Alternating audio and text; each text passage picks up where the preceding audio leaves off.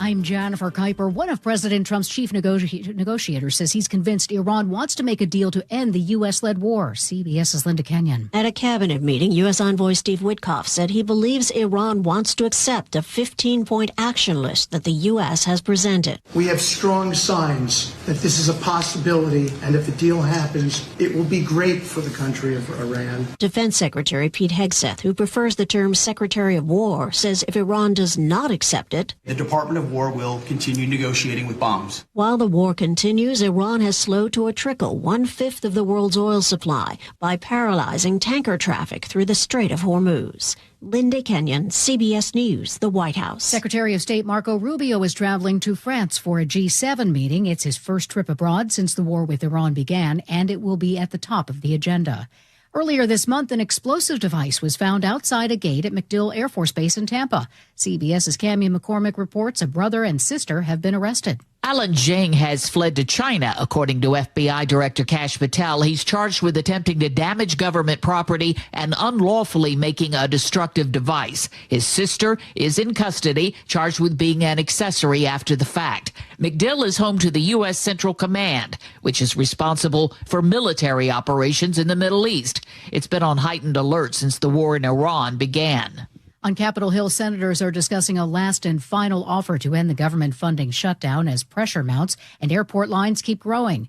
CBS's Shauna Mizell at Bush Intercontinental Airport in Houston. This line actually starts outside. It wraps around this entire concourse, and the wait time here for this specific checkpoint is 180 minutes. The Texas girls' camp, where 27 people died in last year's July 4th flooding, has filed an appeal to stay open. Earlier this month, the court blocked Camp Mystic from doing any more work at the site. Brad Beckworth represents the family of Seal Stewart, a camper whose body still hasn't been found. He says the camp has already made changes at the site, disturbing evidence and hampering the search for Seal. That camp's not ready to reopen. Camp Mystic says 900 girls have signed up for this summer, and it's working with local and state authorities to enhance its flood safety. Michael Wallace, CBS News. As the weather warms up, allergy season perks up with lots of sniffling and watery eyes across the country. Dr. Tim Ryan is an ears, nose, and throat doctor in Atlanta, Georgia.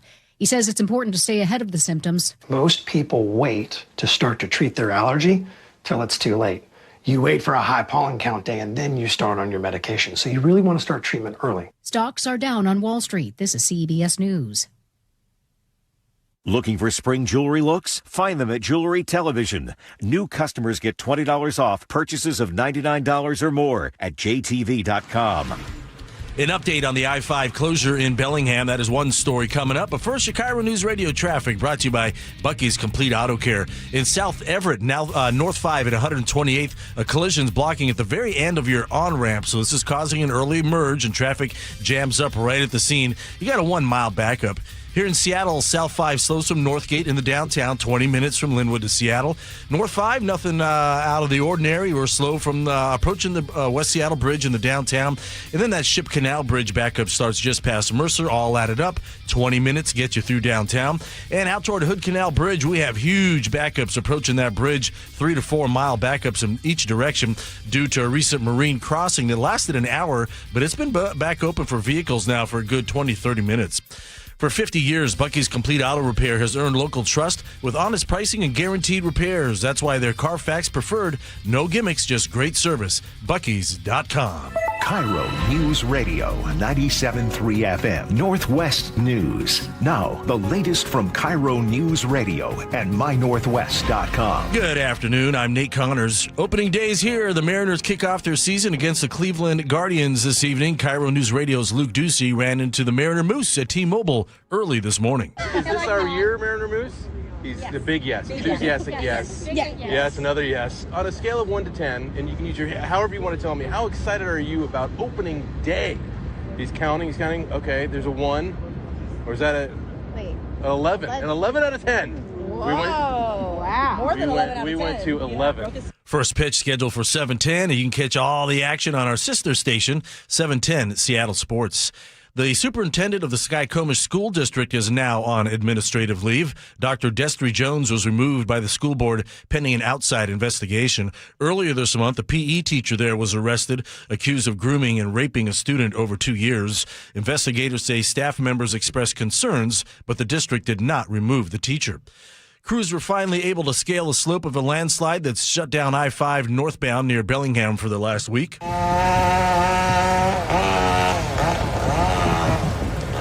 They started removing trees and loose rocks to stabilize that slope. Still, no estimated time to reopen. Washington is now in uncharted territory at the pump. The statewide diesel average hit $6.53 a gallon, an all-time record. Seattle's at $6.67, Tacoma's $6.71. Only California is higher. The national average at $5.37. Unleaded is closing in on records too. $5.30 statewide, $5.51 in King County. The Iran war is pushing prices up globally, but Washington's Climate Commitment Act adds another 40 to 60 cents a gallon. Gas Buddies Patrick DeHaan told KIRO News Radio the impact on farmers could be catastrophic. And now your KIRO News Radio weather. A perfect day for baseball. Mostly sunny in mid-50s, although it'll be cooler and near sunset at first pitch. Upper 30s overnight. Friday, mostly sunny in 56. 48 and sunny in downtown Seattle. I'm Nate Connors, KIRO News Radio. Your best source for local news, serving Western Washington and the world with the KIRO News Radio app. Always streaming live on your smart speakers. You're listening to KIRO News Radio, Northwest News. And now, it's time for the Jake and Spike Show on KIRO News Radio with your hosts, Jake Skorheim and Spike O'Neill. Welcome to the show. Happy Thursday. Jake Skorheim here, sitting alongside Spike O'Neill. Happy opening day. Everybody's very excited. You're wearing a jersey. I'm wearing a jersey. Everybody I see seems to be wearing Mariner stuff. It's going to be a fun day. For you watching at home. Well, mine is.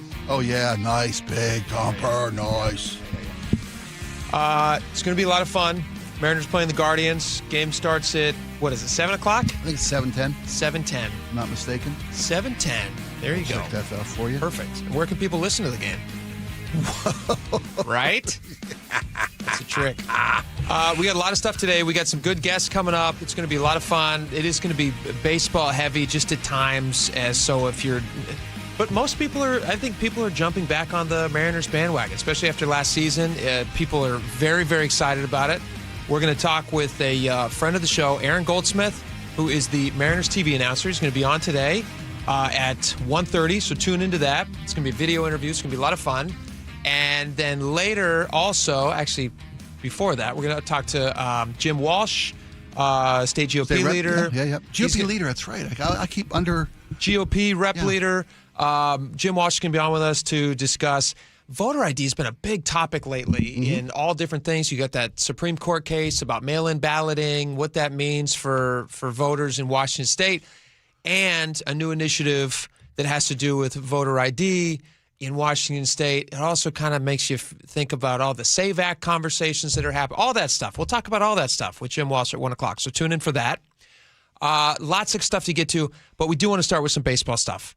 Again, the Mariners are playing tonight. Did you watch... Spike, last night? Because I do think it's interesting the way that people are consuming sports these days. Streamers have jumped on this. It's not brand new, but they really are picking up a lot more sports. Like Christmas Day now. Netflix has some Christmas Day football games. Amazon's got the NFL, right? Amazon's got Thursday Prime, night. Yeah. Do you like that? No. I don't either. It's amateur hour. I mean, God love these. They're wonderful networks. They bring us so many things. Well, they have a lot of money. They got a lot of money. They're making movies. They're winning Oscars. Money doesn't always equal taste, though. Well, there's something to be said for a century's worth of broadcast experience or television, the better part of 3/4 of a century's experience. Yeah. Broadcast networks, traditional media still has the know-how through game after game. Repetition. 10 million games. I don't know. I'm ballparking it here. No pun intended. When you get a new upstart, one thing, whenever somebody does something new, they want to make it their own. They want to put their particular spin on it. Yeah. They want Nickelodeon slime. They got no place on an NFL sideline. I know they do those games because they're appealing to a younger demographic. I get it. But when only one team, when I say team, I mean Netflix, is covering the inaugural game of 2026. Yep. So it was Yankees in the Giants last night? Down in the Bay, in Oracle Park. Here's one thing: they didn't ruin it. They didn't. I don't want to say that they added anything to it, but we got to play a little bit of the national anthem. They do some things that. This is Navy Petty Officer First Class Wilson. I'm going to play you this clip. He's retired now, and the guy's got some pipes. I don't. Do they introduce him in the piece that we have, or do we? I think we just have the anthem itself. We just have a little bit of the end here because I didn't get to catch it. I have seen the clip of his performance, and I'll stop delaying. Let me play a little bit of that, and then to your question here. Oh, say does that star-spangled banner yet wave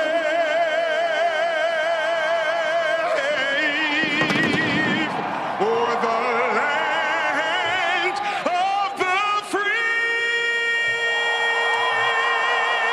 and the home of the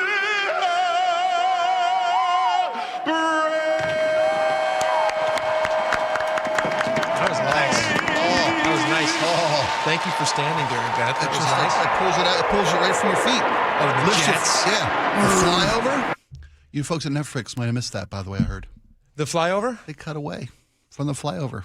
Got to run those commercials. Here's the thing about Netflix. Got a new Peaky Blinders movie we're going to push. The first ever new ABS system that they're using. Yes. They missed. The first time it's ever been used in baseball history. They cut away to some stupid interview with one of the managers.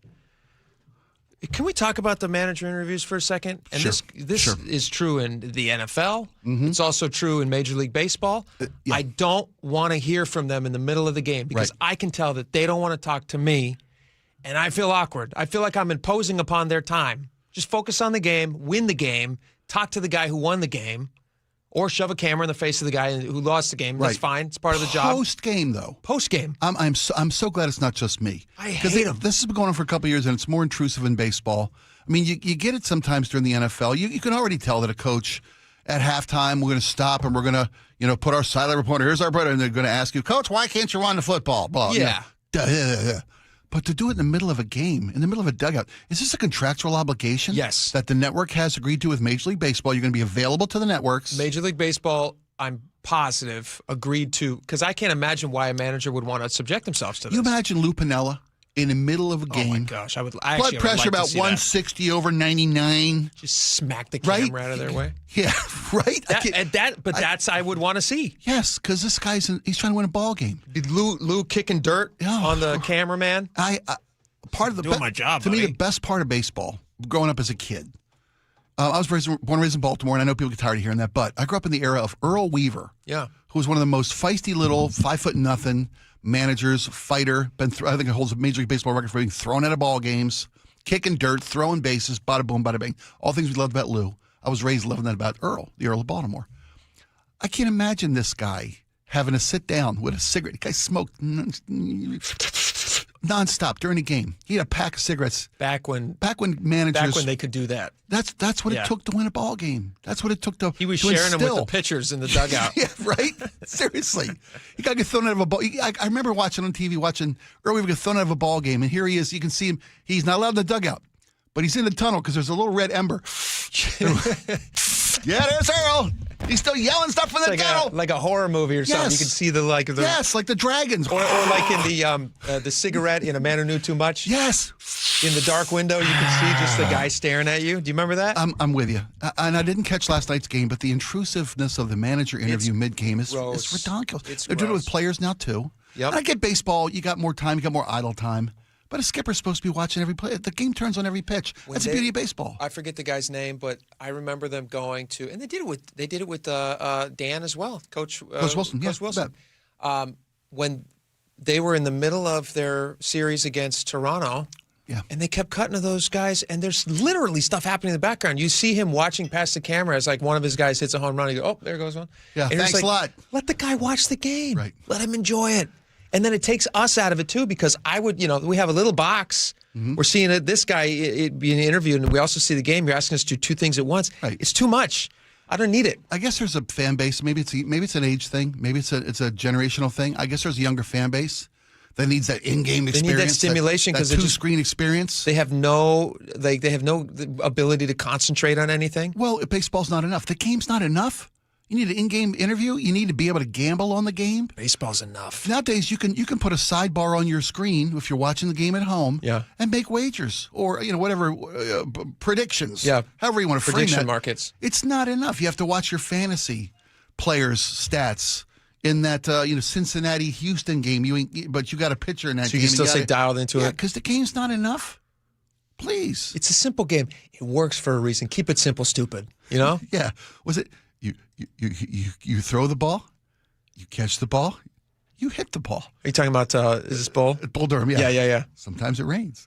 I mean, it's a simple game. Do you have memories when you were a kid, like opening day stuff? Yeah. Aside from smoking managers? There's something about opening day. There really is. I mean, we've heard 1,000 times, hope springs eternal. There's something about opening day. All baseball is great, but there's 81 home games a year, and they tend to be a little one game rolls into the next. But opening days, promise and magic and all the pageantry today. I think it's a 7:10 start tonight. It is. I verified that. It's 6:40 tomorrow and Saturday because tonight there's going to be some ceremonial celebrations. That are going to take part tonight. Part of opening day 2026. They got the new banner. It's going to be unveiled. The AL West champion banner is going to be unfurled in the ballpark. Exciting.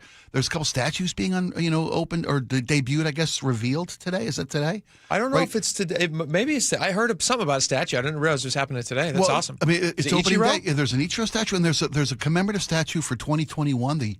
2001. 2001. Yep. The 25th anniversary of that 116-win ball club. That's crazy. And the 25th anniversary of 9/11 and that iconic photo of Mike Cameron, I forget who the other Mariner was out there with the flag. Yeah. That's been created for all time because, captured in bronze. What a special moment. That's opening day, the pageantry. That's fantastic. And it's all weekend long. It's opening week. Can I play a clip to commemorate Ichiro's statue? Can I play a clip of Ichiro? Oh, yeah. We had to bleep it because it's not exactly family friendly, but From Ichiro? From Ichiro, yeah.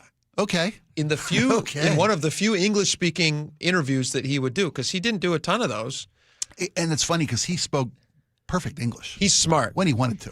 His management people are smart. They're like, hey, you know what? We can make your career 75% easier on you by just telling people that you don't speak the language great or something. And actually, he does fine. But this is an interview he was doing with Bob Costas, and they were talking to him about. It's kind of a famous old clip. I'm sure you've heard it. But they were talking about him with him about his favorite American expressions that he's picked up along the way as he's been in the major leagues. Yeah. And he had this one to say. You're going to have to use a little bit of your imagination to fill in the blank here. Because we like our job and want to keep them. Yes, exactly. But here you go. August in Kansas City. August in Kansas City.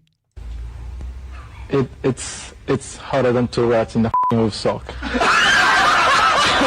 Oh, yeah, I remember that. Harder than 2 rats. 2 rats blanking in a wolf sock. In a wolf sock. And Bob Costas loses it. Yeah. Starts laughing. That's baseball, kids. That's America's game. That's something you might hear in Bull Durham.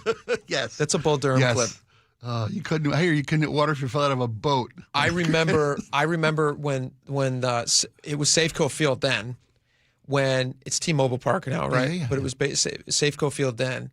And when that was being introduced to the public, and it was first opening up, and this is preseason, it's before they actually played there, they did like a welcome weekend where people could come in and you could walk around the stadium. Sure, yeah. And they had it was basically kind of like a dry run Yeah. for all the vendors and everybody make sure. Soft launch, they call those, exactly, right? Yeah. And my dad took me, and it was just me and my dad. At least that's my recollection. I might have had younger brothers who was there because I got cared about 2 them? brothers. You and your dad. In my brain, I've blocked them out of the memory. Right. I'm sure I'm an only child in all my memories. It's ironic. Yeah, I just found out I had siblings.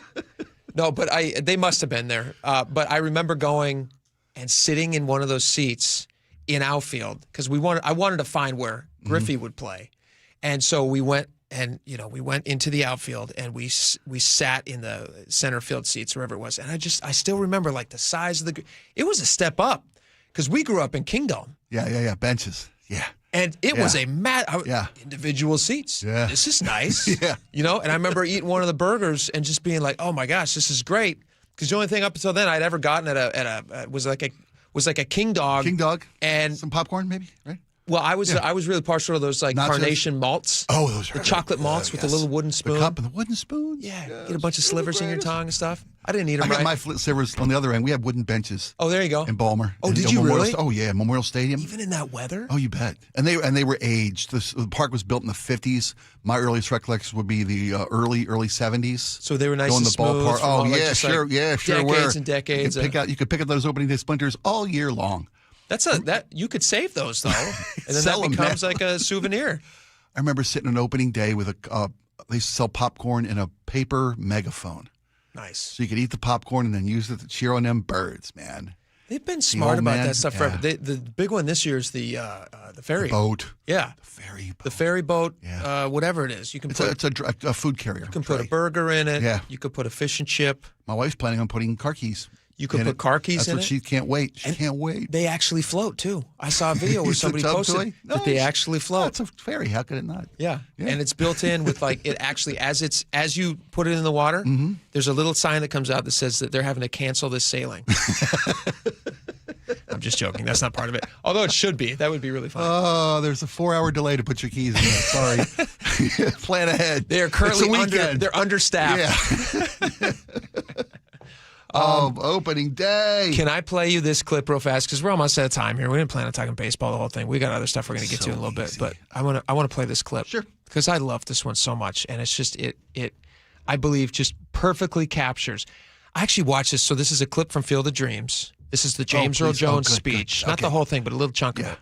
The James Earl Jones speech where he stands up and he's trying to convince Ray, Kevin, what's-his-face's character, to not sell the farm. Costner, but go on. Costner. Yeah, it's okay. It's not important to the story. Go on. He's only one of the most famous, recognizable actors in the last 100 years. Anyway, what's-his-face? He's telling what's-his-face, don't sell your farm, dum-dum. People are going to come. And the way he describes the game is exactly what you hope is going to happen. I bet.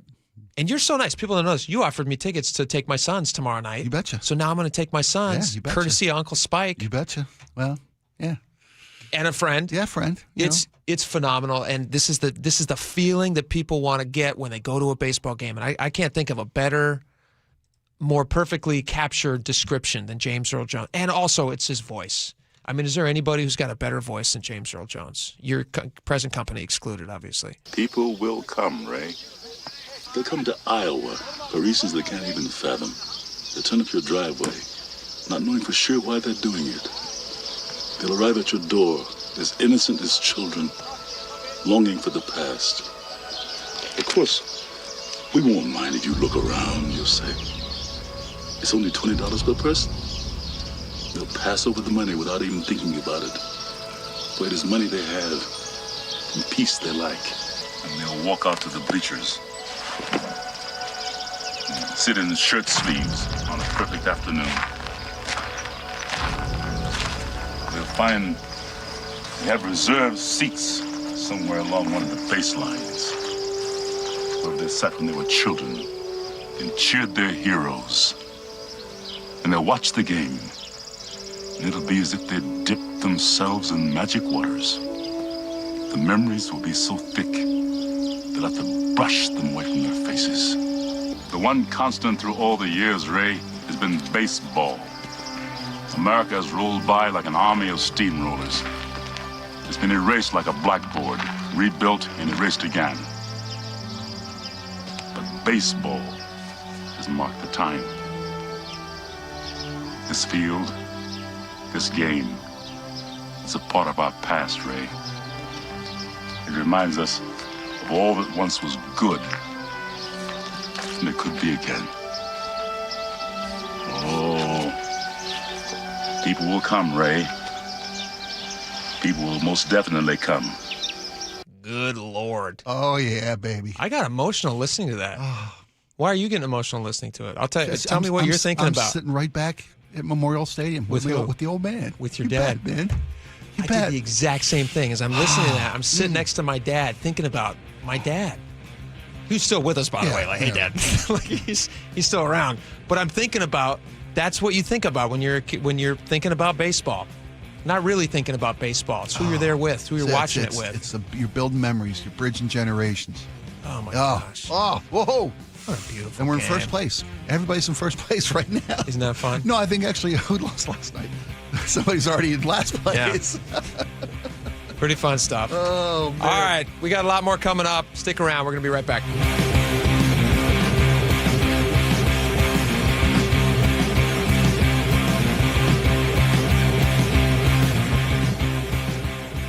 The NBA takes its biggest step yet to bringing the Sonics back to Seattle. The NBA Board of Governors has officially greenlit a deeper look at expansion to Seattle. KIRO Newsradio's Luke Ducey has been following this. Amanda, what a huge story for the city. Speculation is that it's going to be 28-29 that season. Stay plugged into the very latest at mynorthwest.com. I'm super excited for the jobs, the restaurants. And KIRO News Radio 97.3 FM. We are on a magic carpet ride. Hartley Wilcox here. I'm sure you've heard the saying, you are what you eat. And everyone knows eggs are an incredible source of natural protein and omega-3. But have you ever stopped to think about what the hens eat to make the eggs great tasting and even healthier to eat? At Wilcox Farms, we believe in nature-first nutrition. Our hens enjoy pasture access and a diet of organic grains and flaxseed. That means vibrant golden yolks, richer flavor, and higher omega-3s for you and your family. When you choose Wilcox, you're not just buying eggs, you're investing in real nutrition and real value. Because healthy hens make healthy eggs, and healthy eggs make healthy, happy families. So next time you're at the store, look for Wilcox Family Farms eggs. Taste the difference that starts with what our hens eat. Learn more at wilcoxfarms.com. Wilcox Farms, where better eggs begin with better care. Wilcox Family Farms eggs, locally fresh since 1909. The team that gave me back my full head of hair, Advanced Hair, is once again the winner of the 425 Business of the Year. Dr. Parango and his world-class team begin regrowing your own natural hair the very next day. And Advanced Hair guarantees your new hair will grow, just like they did for me. Find out why Advanced Hair is the best of the best. With your free consultation, you'll receive $250 off and 250 free hair grafts. 425-449-8185 or advancedhair.com. If you've saved more than $300,000, there's one thing you can do now that could make your savings go twice as far in retirement, and it's tax planning. That's right, tax planning could significantly reduce the taxes on your IRA and 401k withdrawals, Social Security benefits, and other investment income. Charlie Harger here. Find out how much money you could save with a free retirement tax savings analysis from the good people at Boss Retirement Solutions. To schedule your free analysis, call 206-210-1350.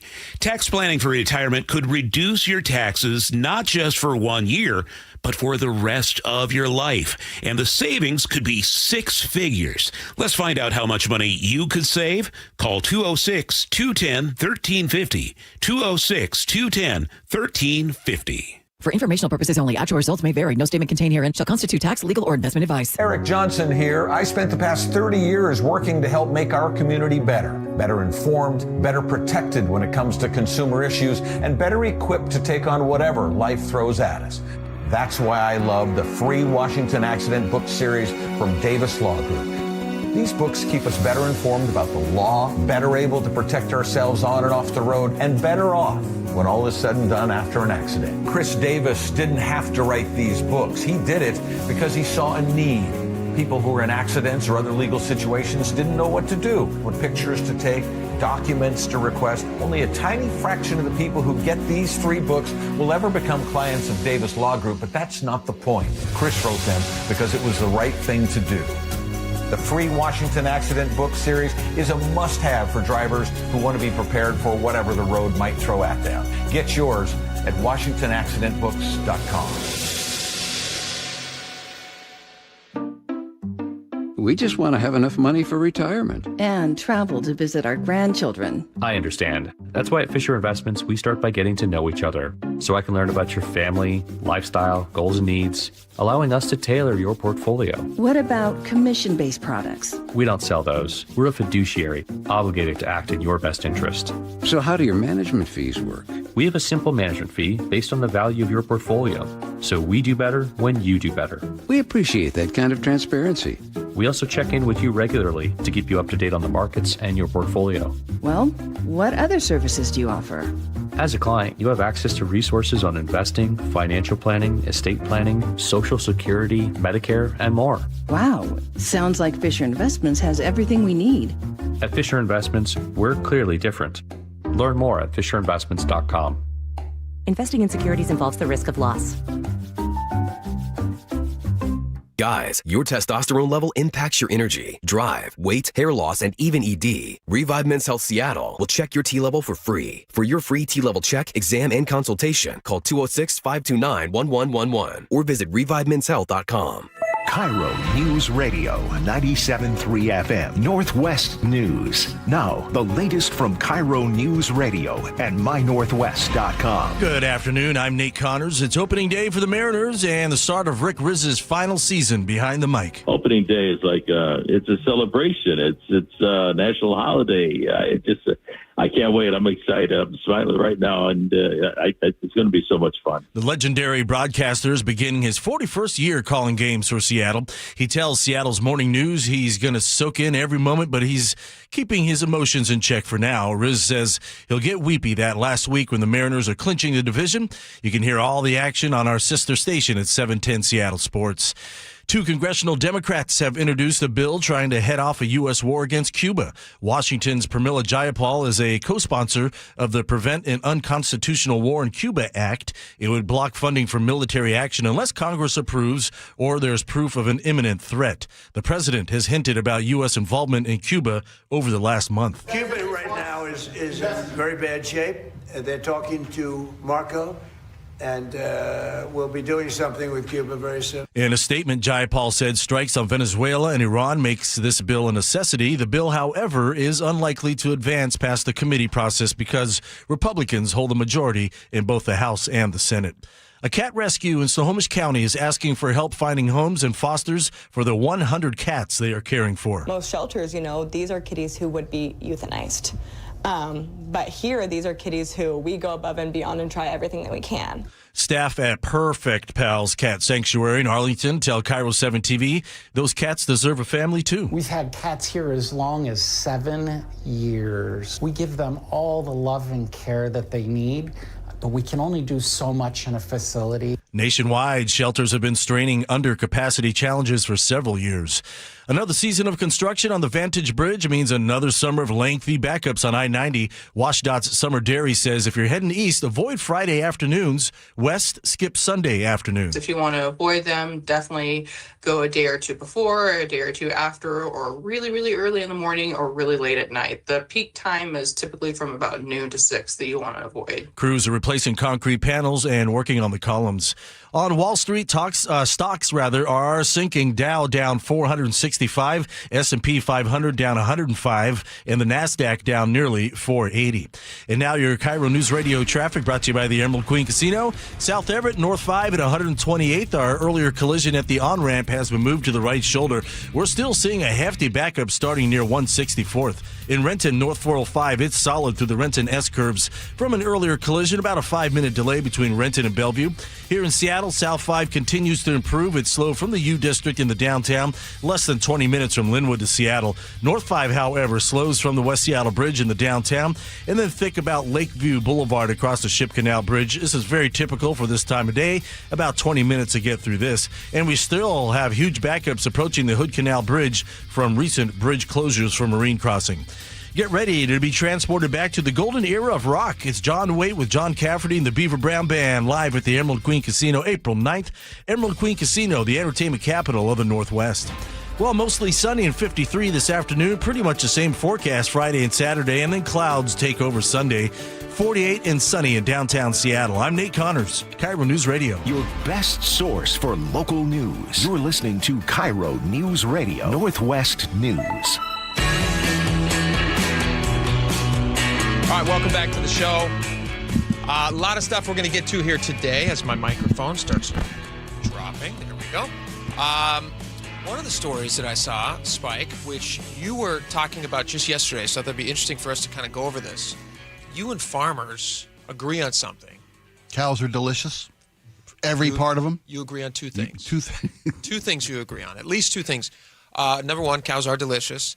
And number two, farmers are saying, there's this piece on Como News, and they talked to this farmer up in Mount Vernon who has I think 600 cows or something like that. Mm-hmm. Dairy farmer. Yeah. Delicious, but I meant That'd be funny if he was not a dairy farmer. And he just has 600 cows. He's actually a chicken farmer. He's just horrible at identifying animals. His family, he says, has been farming for 600 or 700 years, going back to Europe. Wow. Okay. You know how I guess Europeans, they do have a long history. Oh, you bet. And you can trace those back. I mean, look at the royal family. Sure. They've been marrying their cousin for the last 1,000 years. But this guy says that his family's he's from a long line of dairy Steve. farmers. Yeah. But he's saying, listen to this cut. He talked to Como News, and he's basically saying the amount of money that we're spending right now on specifically diesel fuel and the cost associated with CCA stuff is just killing his business. And it's not just the CCA cost, it's also fertilizer costs, all that stuff. Well, this war in Iran has cost the diesel, oil, gas, every aspect of this guy's life is now through the roof. Through the roof. Here he is. Listen to a little bit of him, then we can talk about it. Yeah, the math doesn't work. The conflict in Iran is further driving up U.S. fuel prices for farmers by disrupting global oil shipments, boosting the price of diesel. He's calling on the state to help relieve some of that burden by lowering state-driven costs put onto farmers. Yeah, I would love to see even a temporary pause in the Climate Commitment Act during these high fuel prices. He estimates diesel costs have gone up an extra $1.20 per gallon over the past 2 weeks. That's in addition to what the state has tacked on through the Climate Commitment Act. That forces the state's largest industrial polluters to pay for greenhouse gas emissions. Now, farms are exempt from that cost, but my suppliers and other businesses that I have to pay transportation for to get product in or even product out, those costs are passed on to me. I mean, that number would add up quick. I looked up how much does a tractor it would generally be used on a farm use in fuel. It's usually about 15 gallons an hour. Oh my gosh. And when you start adding that number up, I mean, $1.20 times 15 is what, $20? Maybe a little less, well, 16 something. We're pinched. We're pinched on all sides these days. And that's just an extra cost. Yeah, we're pinched on all sides. And it's not like I had this idea, but Kathy Holcomb, the governor of New York, had a very Hochul had a very well thought out, well spoken piece about, hey, we're not going to forego our commitment to the environment or our efforts toward a cleaner energy future, but right now, we can't. I got to think about my constituency, the people that I'm elected to serve, and right now they need a break, and this is one place maybe we can offer them a break. Yeah, she said they just can't afford it. And our governor, he's in the same predicament. We're not asking you to forego the entirety of your commitment to the future and clean energy and all those things that you hold dear and your legacy and your agenda, whatever you and Governor Inslee agreed on in that secret backroom meeting. But that's the interesting thing is he's not even going to be credited with any positive effects of this. That would be on Inslee because Inslee was the one that kind of forced it through. Well, but he will catch all of the flack for keeping it going if it's causing people pain. That's usually all elected officials, though. They get credit or blame for whoever did before them. That's true. But, the governor's got an opportunity here to step in and step up for the people of Washington. And we said this yesterday on air, and now I'm glad that this farmer, I'm glad we're not just spitballing crazy ideas. It makes common sense. It's practical. Totally makes sense. Put a temporary pause on this thing. You've got the power. He also says that fertilizer prices have gone up $200 per ton. And it's funny you think about gas and oil moving through the Strait of Hormuz. Fertilizer. You don't even think about fertilizer. Right. Yeah. He says it's 25% more expensive than he used to pay for it. And yeah, if you could turn off some of these charges, why wouldn't you? We don't know how long this is going. This conflict, engagement, excursion, war, whatever you want to call it. We're not talking about that. Yeah. We don't know how long it's going to last. And economic experts have predicted that this intrusion into the supply of oil and gas to the world's economy could have months-long ramifications. No matter if it ended tomorrow, we could be 6-12 months before we see things return to normal for what these farmers who are already operating on thin margins so help can people do out. To help a guy, help a farmer out. Come on, Bob. Do you know what was not great for the environment?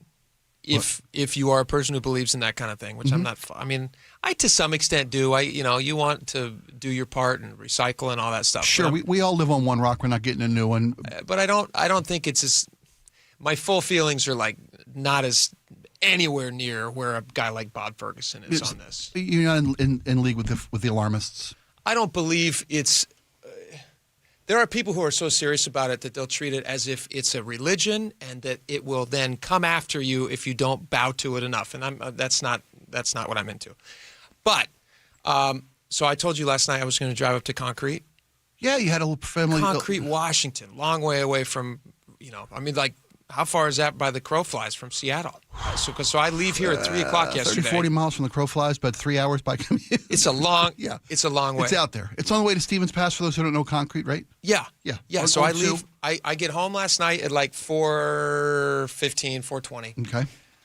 Collect the 3 older boys. My wife is sending us up to Concrete. We're up in Snohomish area. You like your eggs fresh, huh? We like them fresh. Sorry. Well, no. Firewood off the tree. So we were going to rent a wood chipper because we had some trees. Oh, sorry. Yes. Sorry.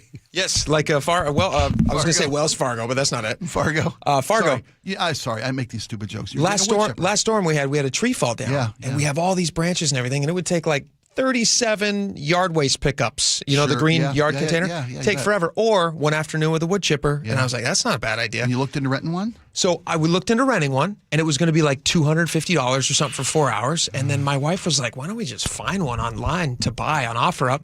So she does for basically the same price, which is. Really? Yes. Okay. And so I was like, sweet. And so little downside, it's up in Concrete. Okay. And so I get home, it's raining. The boys don't really want to go, but I kind of talk them into it. Okay. Like, hey, let's make this a man trip. Let's make an adventure out of it. So we all jump into the car and we head up, and we're having fun. We get up to Mount Vernon, which is where this story just was. Mm-hmm. And I get a call from my wife, and she goes, I'm kind of rethinking the wood chipper. And I'm like, really? Because I'm basically like, I'm turning right now. I'm on the road. I'm on the better half of being there. Okay. And she's like, yeah, I just, with the kids and, we don't want them, climbing into it. I'm like, I don't think they're going to climb into a wood chipper. And she was, I think she was a little stressed. We also had a sick kid in the house. And so she was like maybe a little bit stressed by that. She had some other stuff going on. Sure. Yeah, of course. And so the wood chipper thing is then playing into it emotionally in a way that probably shouldn't have. Yeah. And so she's like, I don't know about this wood chipper. So I'm like, wait a minute. So you want me to get it? Don't get it? And so she's like, just don't get it. And I'm like, what? We just drove an hour and a half sitting in traffic. Right. I feel like I'm taking crazy pills, but you got to, happy wife, happy life. Yeah. And so we just. Otherwise, you're sleeping in the garage with a wood chipper. Yeah. That's no fun. Yeah, you bring the wood chipper home. That's no fun. Good luck being married to that. And so we just turned around and came back. I was thinking more along the combination of an angry wife who's got a wood chipper. Yeah, now you're right. That's your safety, buddy. Yeah. I like working with you. Sleep with one eye open, for sure. Yeah. So you didn't get the wood chipper? We got nothing. I mean, you know what we ended up doing, though? We stopped at Cabela's on the way home. Okay. Walked around. That was fun. That's a great time. Stretch your legs out. Yeah, it is. We saw live salmon swimming around. They got a salmon tank. Yeah, they do. And then we got back in the truck and headed home. Fun time. Ended up being a fun experience. Fun times. Yeah. With the price of gas, boy, it was just a couple $100 excursion. It was. I was like, I spent $80 to get nothing. Oh, but you got a happy wife. That's what you got. I got a happy wife. Boys out of the house, a little adventure with the guys. We got a story out of it. A story. So there we go. Good for you. All right, we got a lot more coming up. Stick around. When we come back, should we play this Vince Vaughn clip? This is kind of interesting. Sure, we can get into that. Vince Vaughn was talking about late night shows, and we can chat about it. Stick around. We'll be right back. Local news from local voices you trust. Flights out of Joint Base Lewis McChord. KIRO News Radio. Questions about whether the Pentagon is deploying special forces to the Middle East. The news you depend on. Gas prices up 25 cents in the last week. Conversation. Then all of a sudden, Trump comes out, hey, we're having productive talks. And your Super Bowl champion Seahawks. Touchdown, Seahawks! KIRO News Radio 97.3 FM. Streaming everywhere on the KIRO News Radio app. It's difficult to trust someone with your loved one's care. Aegis Living earns your trust every single day. Voted best senior living in Western Washington and ranked #1 senior living community in all of America by Seniorly. Aegis sets the standard for luxury assisted living and award-winning memory care. Resort-style comfort with state-of-the-art AI fall prevention, a staff who loves what they do, and your loved ones. Schedule a tour at aegisliving.com, that's AEGIS living.com, and get a special take-home gift. Aegis Living, this must be the place. Every day across Washington, students stay after school for sports, clubs, and tutoring. Many do so on empty stomachs. Food insecurity is at crisis levels, threatening learning and performance. Safeway and the Champions of Change program, Nourishing Champions, offers grants for after-school meal programs. But the deadline is April 1st. Schools, please learn more and apply by April 1st at championsofchangefoundation.org and click Nourishing Champions. That's championsofchangefoundation.org and click Nourishing Champions. Gold demand is skyrocketing to record highs. As more Americans rush to preserve their savings, will there be enough gold? I'm Dr. Ron Paul, and I believe physical gold is the only way to truly protect your 401k or IRA savings. Gold offers tangible security that can't be tracked, stolen, or inflated. That's why I strongly advocate for gold IRAs. To learn more, text the word SECURE to 989898 now. Birch Gold Group will send you a free info kit on gold IRAs. Birch Gold is the only gold company I trust, and their thousands of great reviews prove I'm not alone. So don't wait another second. Protect your retirement savings today and see how easy it is to move your IRA or 401k into physical precious metals. Text SECURE to the number 989898 for your free gold IRA info kit. Again, SECURE to 989898. Message and data rates may apply. Spring is the perfect time to make improvements that protect and add value to your home. Hi, Justin Shirley, CEO of State Roofing and Exteriors. For decades, homeowners across the Pacific Northwest have trusted our team for roofing, siding, windows, and custom decking. This spring, save up to $3,000, or qualified homeowners can take advantage of zero down, zero payments, and zero interest up to 24 months. Call 866-ROOF-ROOF or visit stateroofing.com today to schedule your free estimate. Pump up the volume. Business moves fast. Orders roll in, deadlines close in. When you ship with USPS Ground Advantage, you can keep up with confidence. Every package stays in our secure network from dock to door. And with nationwide reach, dependable tracking, and upfront affordable pricing, you get built-in peace of mind. You run the business. We run the routes. Visit USPS.com/Ground Advantage to learn more. Taxes was waiting on the refund you needed yesterday. All right, your car repair is going to run about $3,000. Now Taxes is getting back on the road with TurboTax and Credit Karma, where you can get your refund up to 5 days faster and get personalized guidance to take every dollar further. Now this is Taxes. Intuit Credit Karma with TurboTax. Deposit a federal refund into Credit Karma Money account and early submission of refund data by IRS required. Terms apply. Banking services provided by MVB Bank, Inc. Member FDIC. Credit Karma is not a bank. You know the one question that guys hate to have asked of them by their wives, Nick? I can take a good guess. I know you know 100 of them. This is the worst one. Do these jeans make my butt look big? Whoa. Can't answer that one, right? What I've noticed is whenever you ask me questions like that, I just simply say, oh, I don't know. What do the doctors at Longevity Medical Clinic say? Well, the doctors at Longevity Medical Clinic would tell me that my butt looks great in those jeans now that my hormones are balanced. What they do? They give you something to bring your weight down? No, just a result of having my hormones balanced caused me to lose weight. Who would have known? I had no idea that would be a result of it. So that's good. So the answer is you look great. You're beautiful. I feel great. I look great. Yeah. And I know it. I've also noticed that your testosterone makes you a little feistier than you normally are, as my beautiful Greek wife. I might be small, but I have a loud bark. Yes, you do. Do what Nick and I have done. Take a free health analysis at longevitymedicalclinic.com. The deadline for filing taxes is coming up. Donate your car to Cars for Kids for a 2026 tax deduction. Go to carsforkids.org today. That's cars with a K.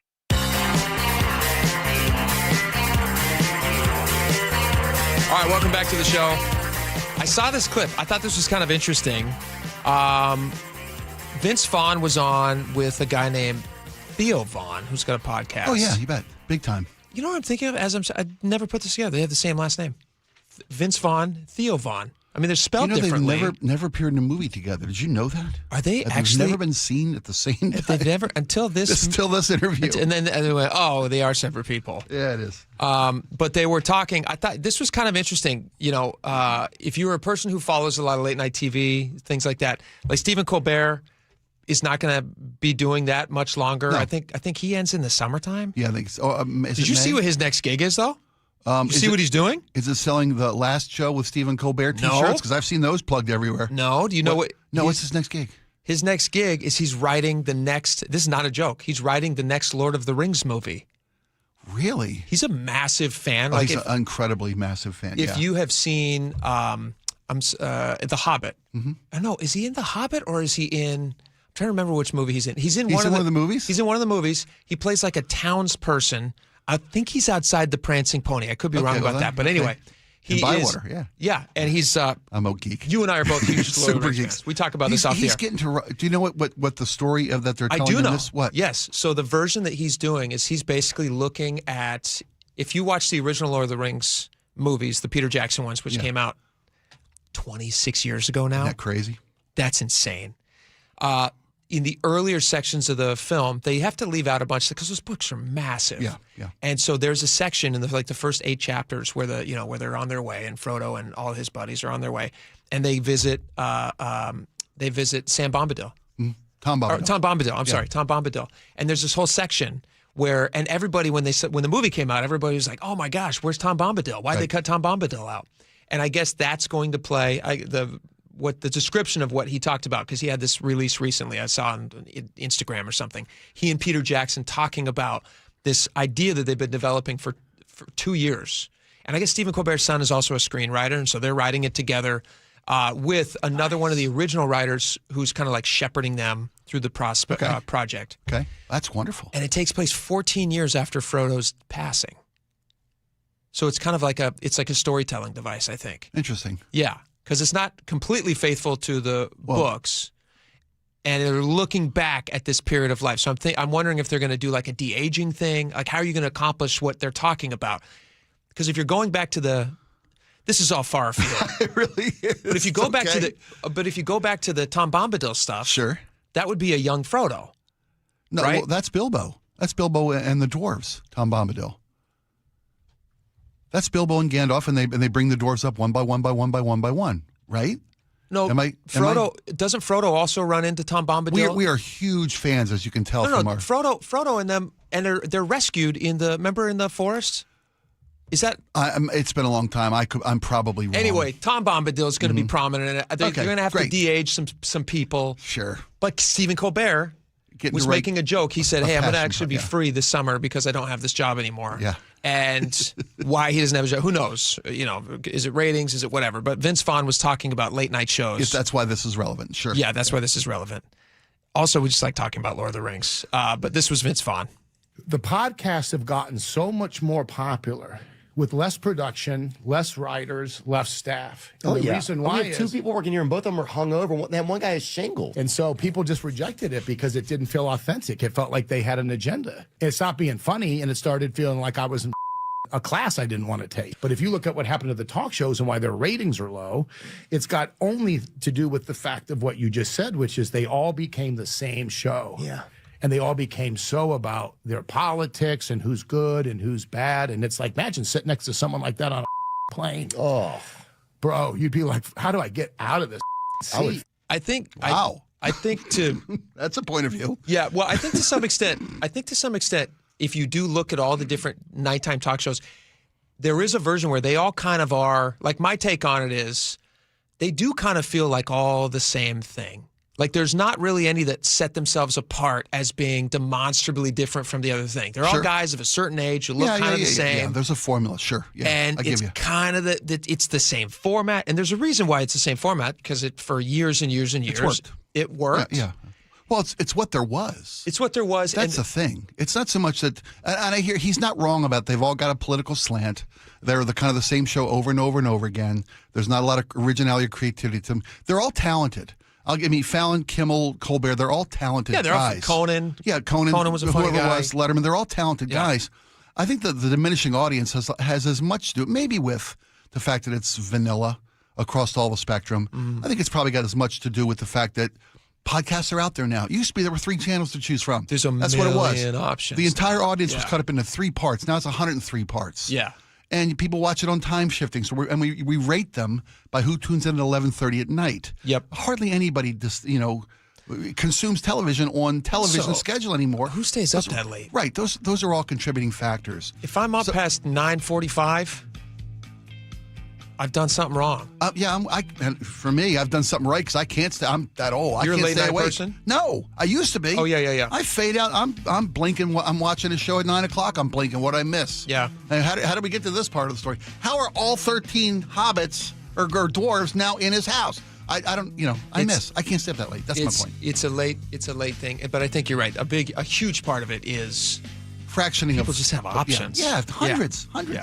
Anyway. Okay, we have a lot of stuff coming up. We're going to talk with, this will be really interesting. We got State GOP leader Jim Walsh. He's going to join us next. Yep. We're going to talk about a new initiative about voter ID, which kind of plays into the national conversation with the SAVE Act. It's funny because I was looking into the initiative. This is about voter registration. Yep. In the state of Washington, and some of the previous requirements were kind of loose. So we'll talk with Jim about it. Stick around. The NBA takes its biggest step yet to bringing the Sonics back to Seattle. The NBA Board of Governors has officially greenlit a deeper look at expansion to Seattle. KIRO Newsradio's Luke Ducey has been following this. Amanda, what a huge story for the city. Speculation is that it's going to be 28-29 that season. Stay plugged into the very latest at mynorthwest.com. I'm super excited for the jobs, the restaurants. And KIRO News Radio 97.3 FM. We are on a magic carpet ride.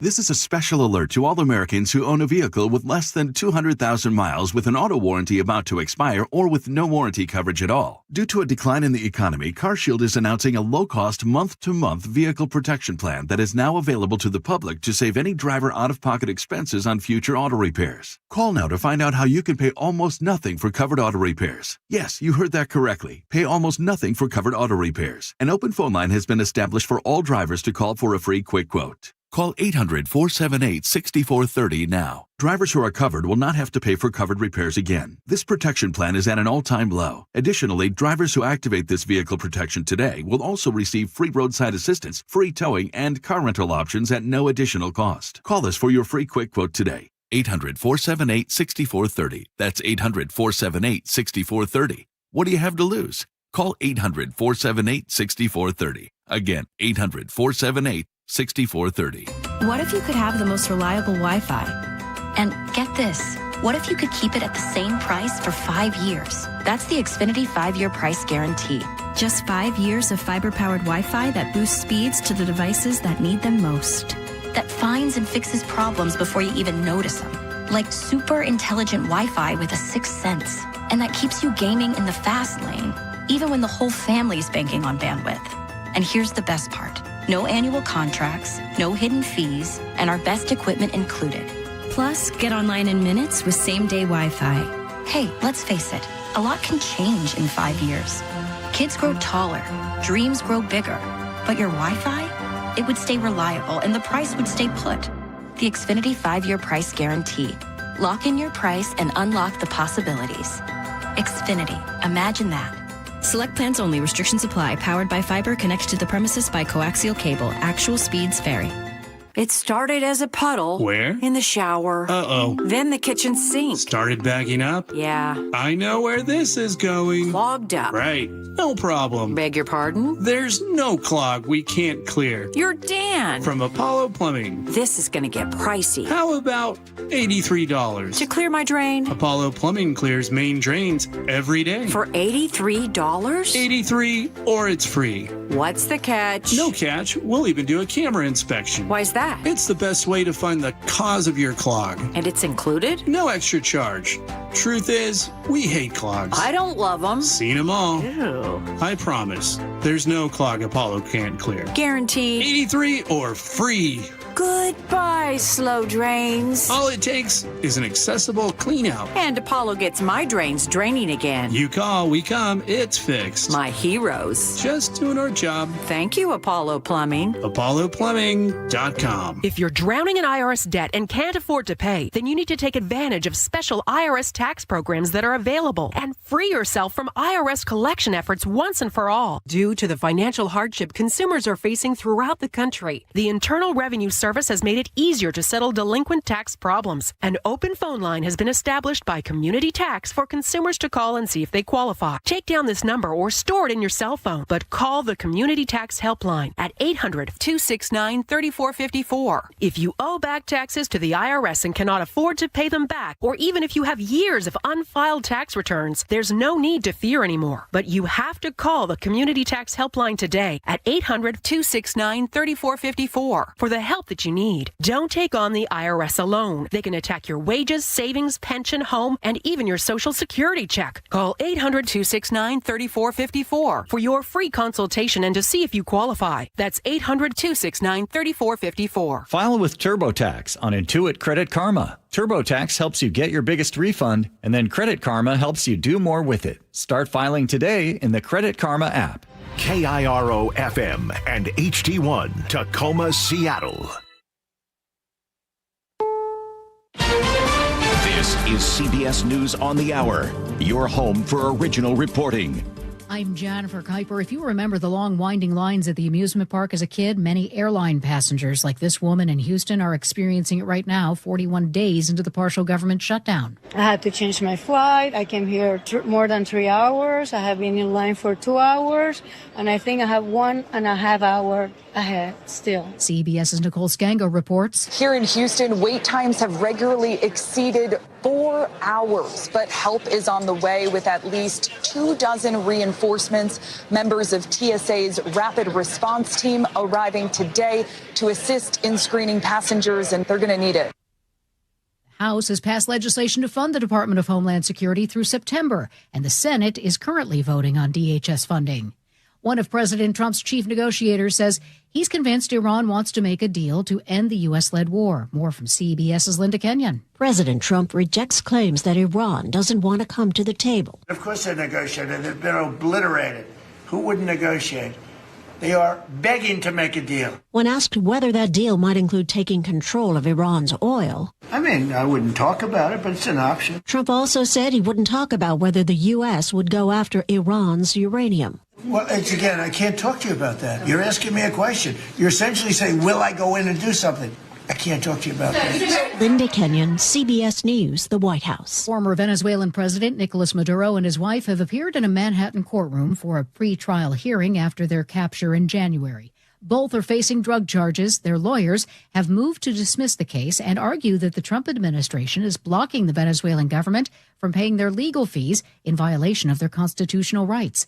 CBS's Lilia Luciano. The main thing that was discussed is who will pay the bill, who will carry the bill for Maduro and Celia's defense. And what Maduro and Celia say is, we don't have any personal funds. Of course, there are many questions about that, and the prosecutors challenge that notion. Mortgage rates have climbed to their highest level since last September. CBS's Jason Brooks. Mortgage rates have been tugged higher by Treasury yields, which are rising due to inflation concerns in the U.S. economy due to the oil price shock from the Iran conflict. Stocks have closed down on Wall Street. The Dow fell 443 points. NASDAQ closed down 466.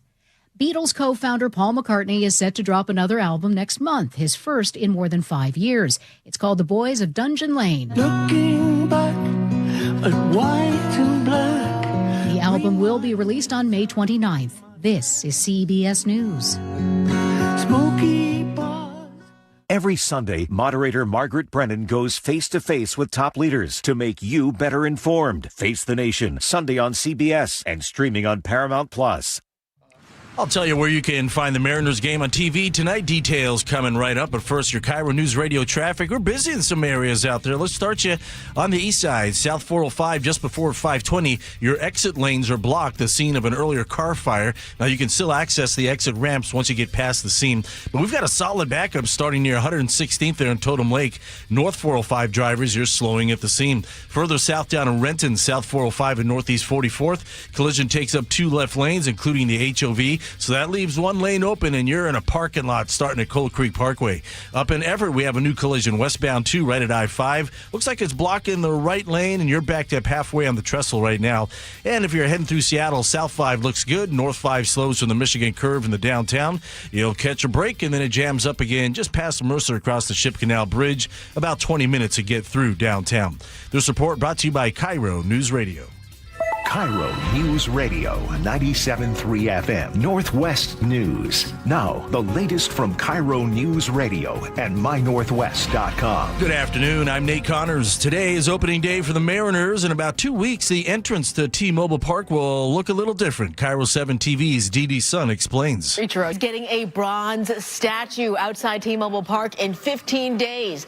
On April 10th, Ichiro will join Edgar Martinez and Ken Griffey Jr., all immortalized in bronze. The first 40,000 fans at that night's game will take home a replica Ichiro statue. Cool. And, of course, Ichiro Suzuki, number 51, was inducted into the Baseball Hall of Fame last year. His jersey was also retired. All right, we now know how you can watch the Mariners on TV. The team announced games will air locally on Xfinity Channel 1261 and Spectrum Channel 414. More TV distributors will be announced soon. The team says a channel finder will go out today if it's not out already. The changes come after Root Sports shut down. A streaming option continues under the new Mariners TV brand. And, of course, you can catch the game live on the radio at our sister station at 710 Seattle Sports. Starting this Saturday, there's a new option to cross the I-90 floating bridge. KIRO News Radio's Chris Sullivan got a sneak peek today riding aboard Sound Transit's Cross Lake connection between Bellevue and Seattle. Sure, it's 6 years behind schedule, and that is certainly in part of this story, but it's a great day to know that now we have a regional transit system, something that actually goes somewhere. Sure, getting to Linwood and Federal Way is great, but now getting across the lake ties in the east side and so many more potential people to be able to use this. Sound Transit expects roughly 50,000 riders each day on the 2 line. Washington gas prices held steady overnight. They're the second highest in the country on average at $5.30 a gallon for regular. According to Gas Buddy, prices are up 13 cents in a week, 98 cents in the past month. Prices are quickly approaching the highest recorded average of $5.55 a gallon from way back in 2022, which was during the beginning of the Russia-Ukraine war. Washington prices are routinely high because of our gas taxes and the Climate Commitment Act. And now your KIRO News Radio weather, mostly sunny this afternoon, a high near 53. It's going to get cold overnight when you get out of that game, a low near 38 in Seattle, 52 and sunny right now. Downtown Seattle, I'm Nate Connors, KIRO News Radio.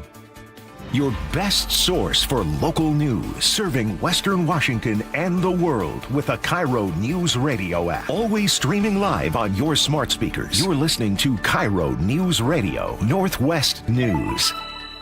And now, it's time for the Jake and Spike Show on KIRO News Radio with your hosts, Jake Skorheim and Spike O'Neill.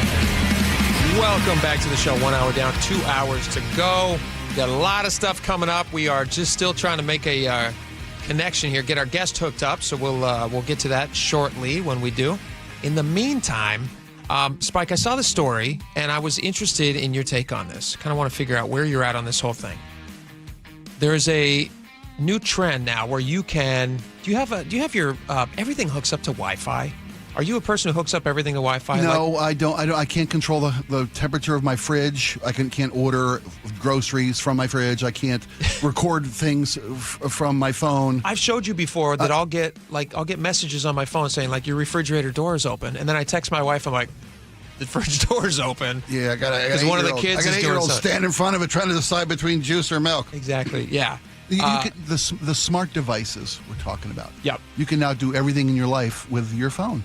So there's a company, a bunch of companies now, your electric companies, they want to have access to, and not only do they want to, they do have access to now to change your thermostat based on energy consumption things? Yeah, to high usage moments, they'll lower your thermostat to help reduce the overall consumption levels throughout a city or community. Our guest just came through, but can you and I get back into this in a little bit? Absolutely. Because I have they offer I have incentives. thoughts on this. They offer incentives to they'll allow you to give them access. Yes. And control, not just access. It's control. It's the control part that bugs I got me. you. Would love to. We'll get into that just a little bit. Right now, we are excited to welcome the state GOP leader, Jim Walsh, joins us right now. Thank you so much for making the time. Oh, good to talk to you guys. Hey, you worried about the Department of Ecology setting your thermostat in your house? Yes. Why are you worried about that? Because I got sweaters. I'll be fine. Yeah, they're gonna. At least they should text me first on my phone and be like, "We're about to turn down your thermostat. Put on a jacket." No. You'll find out after. Casey Six Killer will decide you posted something he didn't like on social media, and it'll cut your heat off. Suddenly, my house is freezing, and my kid's lizard dies because it has to be above a certain degree. Sorry, we were trying to reduce a brownout. There you go. All right. Jim Walsh, we have questions for you on. I saw the story the other day about Washington State and this new initiative that people are going to have a chance to make their voices heard on. Voter ID is all the. I mean, like we did a story on this the other day talking about two stories. One, the Supreme Court case. Is it Mississippi? Mississippi is it's out of Mississippi. The plaintiff's name is different, but everybody refers to it as the Mississippi case. Yes. It's about a case out of Mississippi about ballots coming in after Election Day. Right. Okay. About postmarking and When we started talking about that topic, because in Washington State, I believe, I could be wrong about this, but I believe that Washington State has the longest period after Election Day where they will still receive mail-in ballots. Is that correct? That's correct. Our law allows, as long as they're postmarked on Election Day, they can be received until the election is certified. That's 21 days after the election. Okay. In theory, they can be received and counted right up to certification. And that is totally an outlier. Most states that allow large mail-in voting say it has to be received by Election Day. It doesn't matter when it's postmarked. Some states allow a postmarked ballot that's sent in by mail to be received a few days. Some say 3 days, some say 5 days after election. Which is Washington the Mississippi is case, the only state where you can go 21. 21. Now, let me ask you a question. How did they come up with that number? How did they come up with 21? I think it was the limitation for certification. That's the boundary. It just seems like a really long time. Yeah, but I know which makes a kind of sense, I guess, like from a totally legalistic standard, but I don't believe it's good policy. But yeah, you're right. It's tied to certification. Okay, so but when we were discussing that, I mean, we were flooded with text messages. People are passionate about this issue of voter security, about election integrity, and also about access to the ballot. Those were the two sides of this discussion. Those are their differing priorities, if I may. Well, got us talking about mail-in stuff with the Supreme Court, got us talking about the SAVE Act, and then I saw your story about this initiative. Tell us a little bit about what this would be and how does this make our elections safer for people and make sure that people have the right to vote? Tell us a bit about that. Sure. So it's the second attempt we've done at this initiative. We tried to do it last year and fell short on the number of signatures required to qualify it. So we're doing it again. We changed it very slightly. It's basically the same initiative as last year. We accommodated some concerns that a couple of county auditors had about some of the technical language in it, but it's basically the same. It requires a person who's registering to vote to provide proof of citizenship, voter ID, when they register. So it doesn't touch when you vote each time, it's when you register to vote. And it requires you to provide either an enhanced driver's license or ID card from the state of Washington, or a passport, or a birth certificate, or some other documents, including a naturalization document if you're a naturalized citizen. So it lays out several types of documents that establish ID, and you can use any of those to establish it, and you do it when you register. So a lot of people are afraid, well, this means it's voter suppression. It doesn't touch the voting process, only the voter registration process. And what it does do is it, over time, basically audits the voter databases in our state. Remember, each of the 39 counties manages its own voter database, its mailing list, and then those are aggregated and managed at the state level by the state Secretary of State's office. Okay. So, but each of the 39 counties is basically the front line of managing the voter databases, their voter rolls. And our state law, current state law, says that they're supposed to update those voter databases on what the law calls an ongoing basis. But nobody's really sure in practical terms what an ongoing basis means. Does that mean once a year? Does that mean once a month? What does that mean? And so this initiative sort of clears up some of that language, but the real focus of it is on providing that proof of citizenship on registration. And over a period of time on re-registration. So people would need once to provide proof of citizenship when they register or re-register to vote. And then over a period of time, that would act as a kind of audit or like a forced update of voter databases. And in states that do in-person voting, that update happens organically.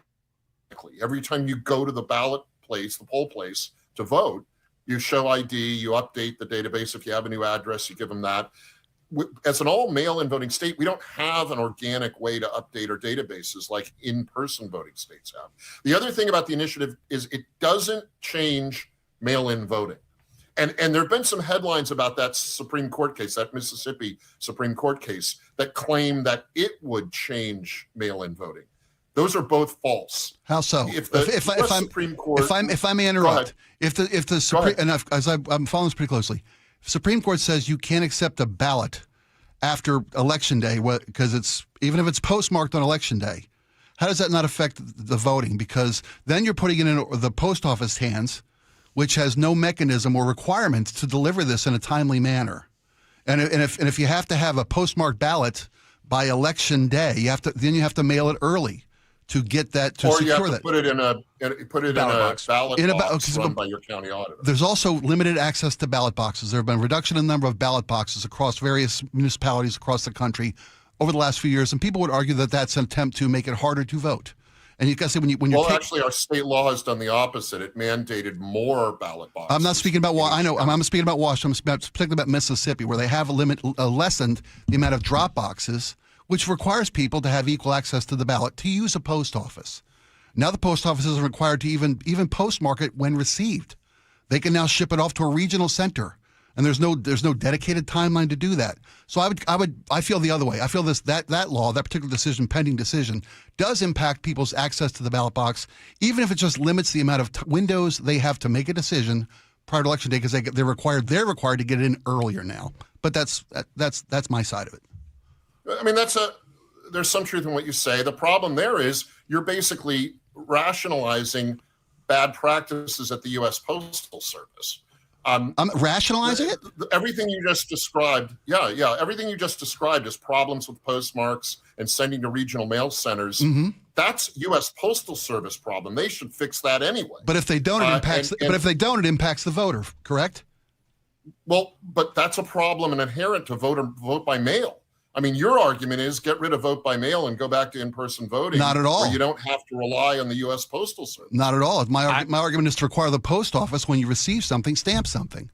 If that's your threshold for casting a ballot is dropping in a post office, it should be marked the day you drop it. And if they can't do that or won't do that, if their efficiency is so poor, you can't rely on that, then we need to rethink vote by mail.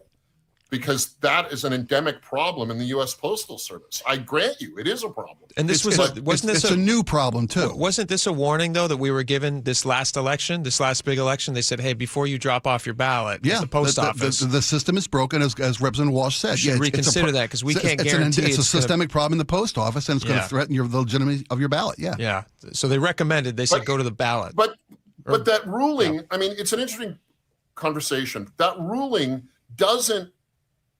In anything in the ruling doesn't incriminate or undermine or eliminate vote by mail. It does put more pressure on the issues you're talking about of efficiency in the U.S. Postal Service. But there's nothing, some of the headlines, the Seattle Times had a headline that said this Supreme Court ruling could be a threat to vote by mail. And then they retracted whatever, they changed the headline to say something slightly different that was actually more accurate on the second headline. There's nothing in the ruling that would say you can't do vote by mail. No, you're required to have a shorter window to guarantee its validity, and that's not equal access to the ballot. And if you don't like that shorter window, okay, that's a fair point, and you could make that as an argument against the U.S. Supreme Court's ruling. They haven't done it yet, but it looks like it's going to be a 6-3 ruling. Yeah. Limiting the vote by mail to ballots received by the elections administrators on election day, and here that would mean the county auditors who are the election officials on elections in Washington State, and there's also a counter argument to what they're considering too, that the Postal Service should be considered the election official for the sake of timing.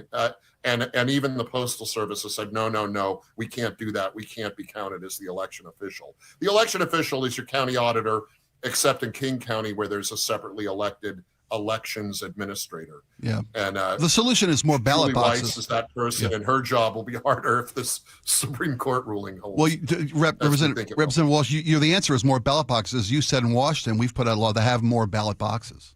More drop boxes. Yeah, we have a law exactly that required more ballot boxes, and those are run by the county auditor or the county election official, and that's how I do my voting. Frankly. Same. So the president does his voting. It's more reliable. I do that too because I want my kids to have some like first-person experience where they're gonna like imprint on this thing. Because my preference would be, I think we should go back to in-person. I think that sounds fun. Give everybody a little break from work that day. Call it a holiday. Yeah, that's fine. That's the thing. We all agree ballot authenticity is paramount to having a democracy, and I think we all agree that it should be a national holiday. And voter IDs should be issued from the government for free to all U.S. citizens. I don't know if Representative Walsh would you be up for that? Are those fair? Yeah, I mean, I'm in with most of that. Yeah, I mean, we can do a lot to the voter ID piece. People are concerned that any cost at all, even the $5 to get a copy of your birth certificate, would be a barrier. Okay, fine. So I'm for. Well, it is. It's a small barrier, but a barrier nonetheless. Because you used the $5 example, but I think with Senator Murkowski of Alaska, we highlighted here, she's got constituents who would have to travel literally hundreds and hundreds of miles to go to an in-site registration office. I fixed that problem though. Yeah, okay, yeah. It's a valid for the 5 concern. People on that remote island, fly them in. Disenfranchising, we'll pay for it. Taxpayers can pay for it. Disenfranchising 5 voters. No, not disenfranchising. Give them a free trip to Anchorage. It's a lovely city. They can visit the governor that day. It's nice. Yeah. Moving on. But let me ask you this: we can work around. I agree with that. I'd like to see a return to in-person voting too. But I mean, that's down the road here. We want to first clean up our current system. And mostly, like the 80-20 rule in the cleanup is that voter database issue. We've got to find a way to be better about making sure we get dead people off the voter databases and people who moved to Idaho and people who shouldn't have been there in the first place because the automatic voter registration, the motor voter stuff. We got to find a better system for cleaning those up. You do that, you improve, integrity a lot in elections. The other stuff, I mean, we'll probably always need to have a generous absentee voter element in Washington State because people do like that option. So I imagine a hybrid where the standard goes back to in-person voting, but there's a very easy to use absentee voter vote by mail option. That's great. And I think the solution's somewhere in that space. And your legislation is going to eliminate the possibility of someone who's issued an ID without proof of citizenship from registering to vote. That's the goal? Correct. And we've got motor voter here. And with under motor voter, when you go to get a driver's license or a state issued ID from the Department of Licensing, unless you affirmatively say no, the DOL will automatically register you to vote. So if you're a legal immigrant here, if you're a green card holder here, and you go to get a driver's license, which you absolutely can do legally, you have to know to say no to being registered to vote when they ask you. That's a bad Because if you don't system. say no, they'll register you. It's like a park and all donation. the risk is on you, the green card holder. Because if you accidentally vote the ballot they send you, then you're breaking the law. And but registering to vote by itself isn't breaking the law, but voting is breaking the law. Which you then would, certainly, if you're not from here and Right, somebody no, they- sends you they a sent me ballot a with your ballot. thing on it, Right. you go like, oh, this is cool. They're Yeah. letting me vote in this. So, They're you know, supposed to know. They're the government. They know who's eligible and Yeah. not eligible. And now here you are, you're being enticed to break the law. That's a bad system for sure. And the risk is on you, the green card holder. I Right, mean, they've right. got to know election law, which reasonably they may not know. And everything you just said, you know, wow, I guess I can vote. And they vote, and then they've broken federal law. It's actually, so the state government needs to take more responsibility on that. then you get kicked out because you've now broken the law. Sure. No. Like, Yeah. Well, it's just we don't really kick many people out, but it jacks up your ability to be naturalized. They put you to the end of the list to be naturalized. Yeah, it's a if bad that's deal what you for wanna them, do, and for that's sure. what many Yeah. green holders. Yeah. I just don't like the fact that the state doesn't take any responsibility in that deal. How do They're folks- going to say, unless you say no, we register you. Well, that's not right. How do you know? folks find your initiative if they want to help support this? How do they find it? Oh, yeah. So the initiative number is IP26-500. You can go to the WAGOP website and get information. You can go to the State Secretary of State. They also have information on it. It's out and about. We're much more organized than we were last year. So you can see like areas in your county or your city where you can go to sign it or pick up petitions. And we're out and about. We launched it about a week ago, and we have till early July to get the 340,000 signatures to qualify. This is going to be interesting to And it watch. goes right to the people. It doesn't go to the ledge. Here's what's going to be interesting Like to that. watch. I think this is going to be like a really politically active season for a lot of people who before weren't. This whole income tax thing, we didn't even have a chance to get to that. We'll do Right, that next right. time. But I mean, Love that to have has- you back. Yeah. that has like stoked the fire. That has woken a Yeah. lot of people up. Good. To think they were very passive before, and I think people now are going like, "Hey, wait a minute. Yeah. Stuff is being taken away This from is us." what initiatives were built for. Yeah. I mean, Right on. initiatives were Right on. built in this state for times like this where people feel like they're not being listened to. There you this go. is the way you get listened to.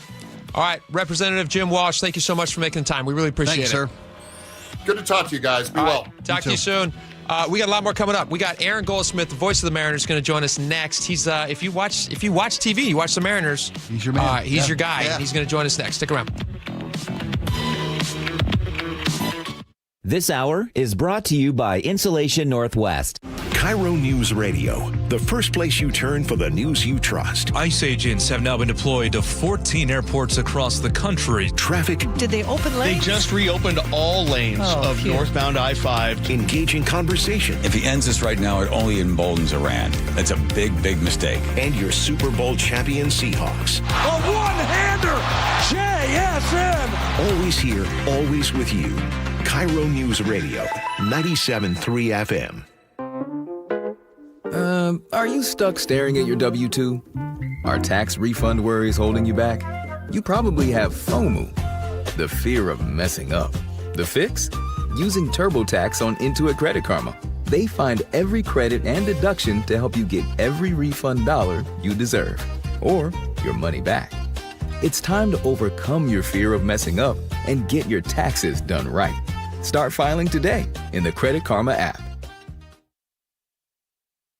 Progressive presents a guided meditation. Hear the birds sing. A chipmunk nibbling on an acorn. Smell the pine needles gently falling into your living room as the breeze blows through the gaping hole in your roof. Gaze up at that broken tree branch and relax because you bundled your home and auto with Progressive and have the peace of mind of 24/7 protection. So relaxing. Progressive Casualty Insurance Company, affiliates, and other insurers. Not available in all states or situations. Hi, I'm Dr. Shelley Flace with today's tip for kids from the American Academy of Pediatrics. The nicotine in e-cigarettes is addictive and can harm brain development. That's why I worry about teens who try e-cigarettes. Many young people use pod-based e-cigarettes like Juul, which have high levels of nicotine. And because teens' brains are still developing, they can quickly become addicted. The tobacco industry uses fruit and candy flavors to attract young people, often turning them into lifelong users. For more, visit healthychildren.org. Chris Domine is a husband and a father. Chris is an athlete. Chris is even an Iron Man. But 10 years ago, Chris was facing a very different story because his kidneys were failing. Basically, the doctor said, if you don't get a kidney transplant and if you don't do dialysis, you are going to die. Fortunately, Chris received a second chance at life, made possible by an organ donor. You know, your well-being changes from loss of hope to better times ahead. More than 100 million people in America are registered organ, eye, and tissue donors. People of every age and ethnicity, because they believe it's the right thing to do. Imagine what you can make possible by leaving behind the gift of life. Learn more and sign up as an organ, eye, and tissue donor. Go to organdonor.gov. A message from the U.S. Department of Health and Human Services, Health Resources and Services Administration. You took the first step and quit smoking, but even former smokers may still be at risk for lung cancer. That's why SaveByTheScan.org wants you to know about a new low-dose CT scan that can detect lung cancer early. It takes only 60 seconds and could save your life. You took the first step, now take the next. Visit SaveByTheScan.org for a simple quiz to see if you're eligible and talk to your doctor about screening. SaveByTheScan.org is brought to you by the American Lung Association's Lung Force Initiative and the Ad Council. Getting a flu shot helps us stay healthy, so we don't miss out on what matters. Like that family movie night your daughter can't live without.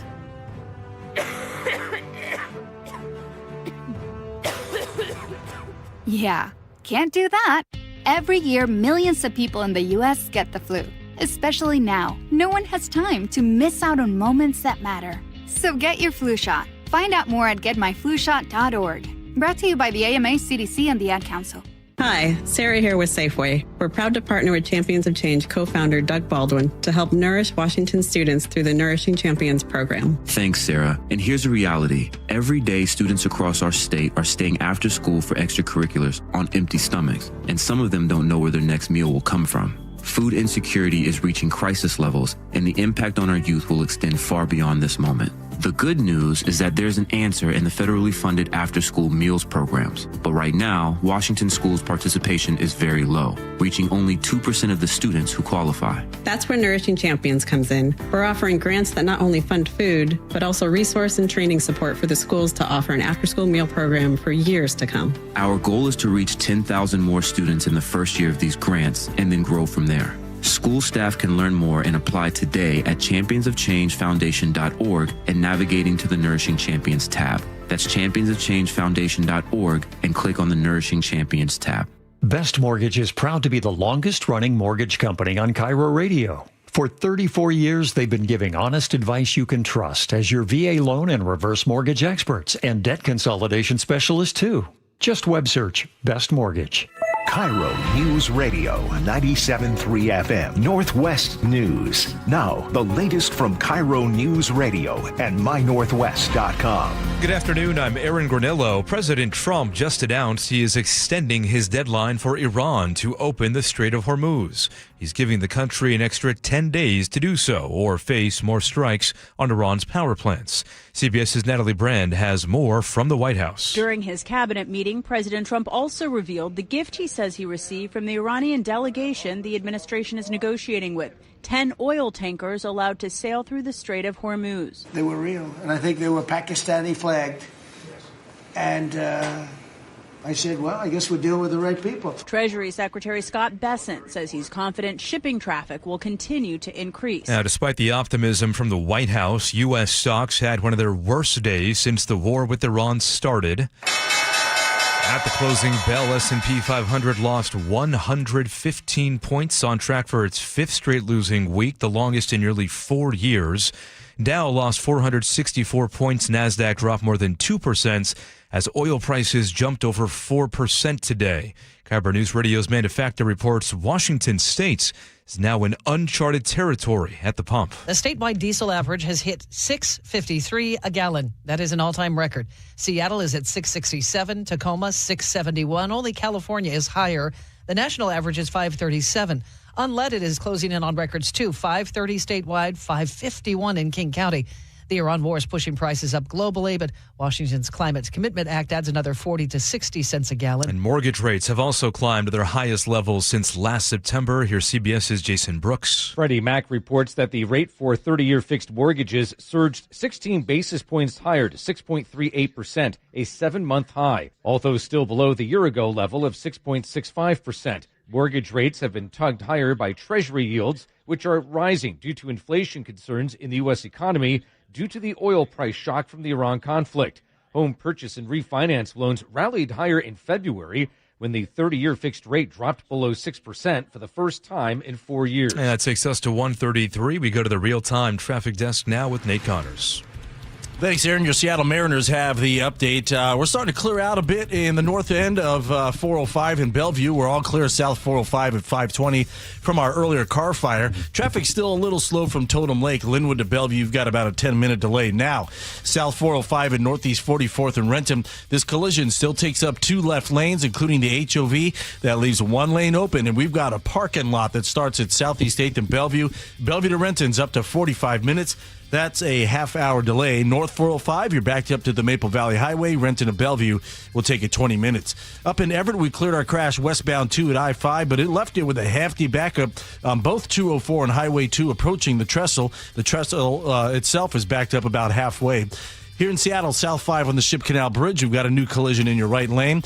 And North 5, plan on 20 minutes to make it through downtown. Scattered backups between the West Seattle Bridge and Ship Canal Bridge. It gets pretty thick just past Mercer. Ichiro Replica Statue Night is Friday, April 10th. Don't miss out and get your tickets at mariners.com. KIRO News Radio, real-time traffic. I'm Nate Connors. Thank you, Nate. Looking at the forecast right now for opening day. The roof should be open tonight for the Mariners home opener. Temperatures, though, will be on the cooler side around first pitch. Expect upper 40s. Right now, 52 degrees in downtown Seattle. I'm Aaron Granillo. Your best KIRO News source Radio. for local news. You're listening to KIRO News Radio, Northwest News. All right, welcome back to the show. We're super excited. Today's opening day, obviously. Everybody loves the Mariners. Everybody has very high hopes for the Mariners. Should we be as excited? I think we should, especially after last season, Spike. Well, that's my concern, is what's going to make this city happy. You think if this team goes beyond 98% of the Major League Baseball teams and doesn't get to the promised land, is it a failure this year? No, don't talk like that. Just Don't enjoy talk the like ride, that. right? Yes, enjoy the ride. But if they don't win, it's going to suck. We have a guest on with us right now. Full disclosure, this is a buddy of mine, but I'm so excited to call him a friend. This is Aaron Goldsmith. If you watch TV and you watch the Mariners, he's the lead broadcaster, and he's your play-by-play guy. Aaron, welcome to the show. Dude, Jake, Spike, man, it's great to be with you guys. I give you permission to just enjoy the season, Spike. Thank you. Just enjoy the ride. And that goes for everybody in the audience. Everybody. Yes. Just enjoy the run, man. Let's start right off. You just got back in from Arizona, which is why you look so tan, and we look like we're in Norway right now. How's the team look? What's your expectations with this opening day? What do you think? Team looks great. They're, in generally speaking, pretty solid health. A couple of guys banged up come here opening day, but overall, pretty solid in that realm. I think this is a team that has expectations of hoisting a trophy at the end of the season. This is a team that feels like they have everything that it takes to not only win the division, not only win the league, but to win the World Series. It's a very difficult thing to do. Obviously, the Mariners have never even been to the World Series, but I think there's great reason why everyone should feel as optimistic as they ever have in what is now the 50th season of Mariners baseball, that this could be the year. They certainly have the personnel in the room to get it done. I love that 50 is that magic number. And the Seahawks did okay last year with a 50 on their jersey. Maybe that's what's been missing, is that little patch, because that's I'm being facetious, but it's a nod to history. Yeah. You know, this team realizes that this city has been a dedicated fan base with some highs and lows, but patient beyond belief. We're the last team in baseball that's never played in a World Series. And like you said, they got all the tools. This ownership has stepped up and given coach what he needs and the players the support that they need. This is it. This feels like it. It does feel like this could be it. I mean, there's a lot of teams that feel that same way, and obviously only one team can win it all. But if you look at the balance that the Mariners have, both on the pitching side of things and also offensively, with as good and deep of a lineup as this team has had in a long, long time, there's great reason for belief. And I think most importantly, it's all great for the fans and for the broadcasters to feel like maybe this is the year. But I think the most important thing is how the guys in that room feel. And let's face it, there's not maybe there's a couple of teams in baseball who go into the year knowing that they're not going to be able to win it all. But for the most part, right, every team, when they break spring training, they're feeling like, hey, this could be our year. And they should feel that way. They're the ones with the uniforms on. But as close as the Mariners got last year, 8 outs away from getting to that first ever World Series, they believe that they can get it done this year. And they should feel that way. They are remarkably talented. They have a ton of what I would just call dudes in that clubhouse, guys who are billboard guys that you want to get off the bus first because they're that good of a player.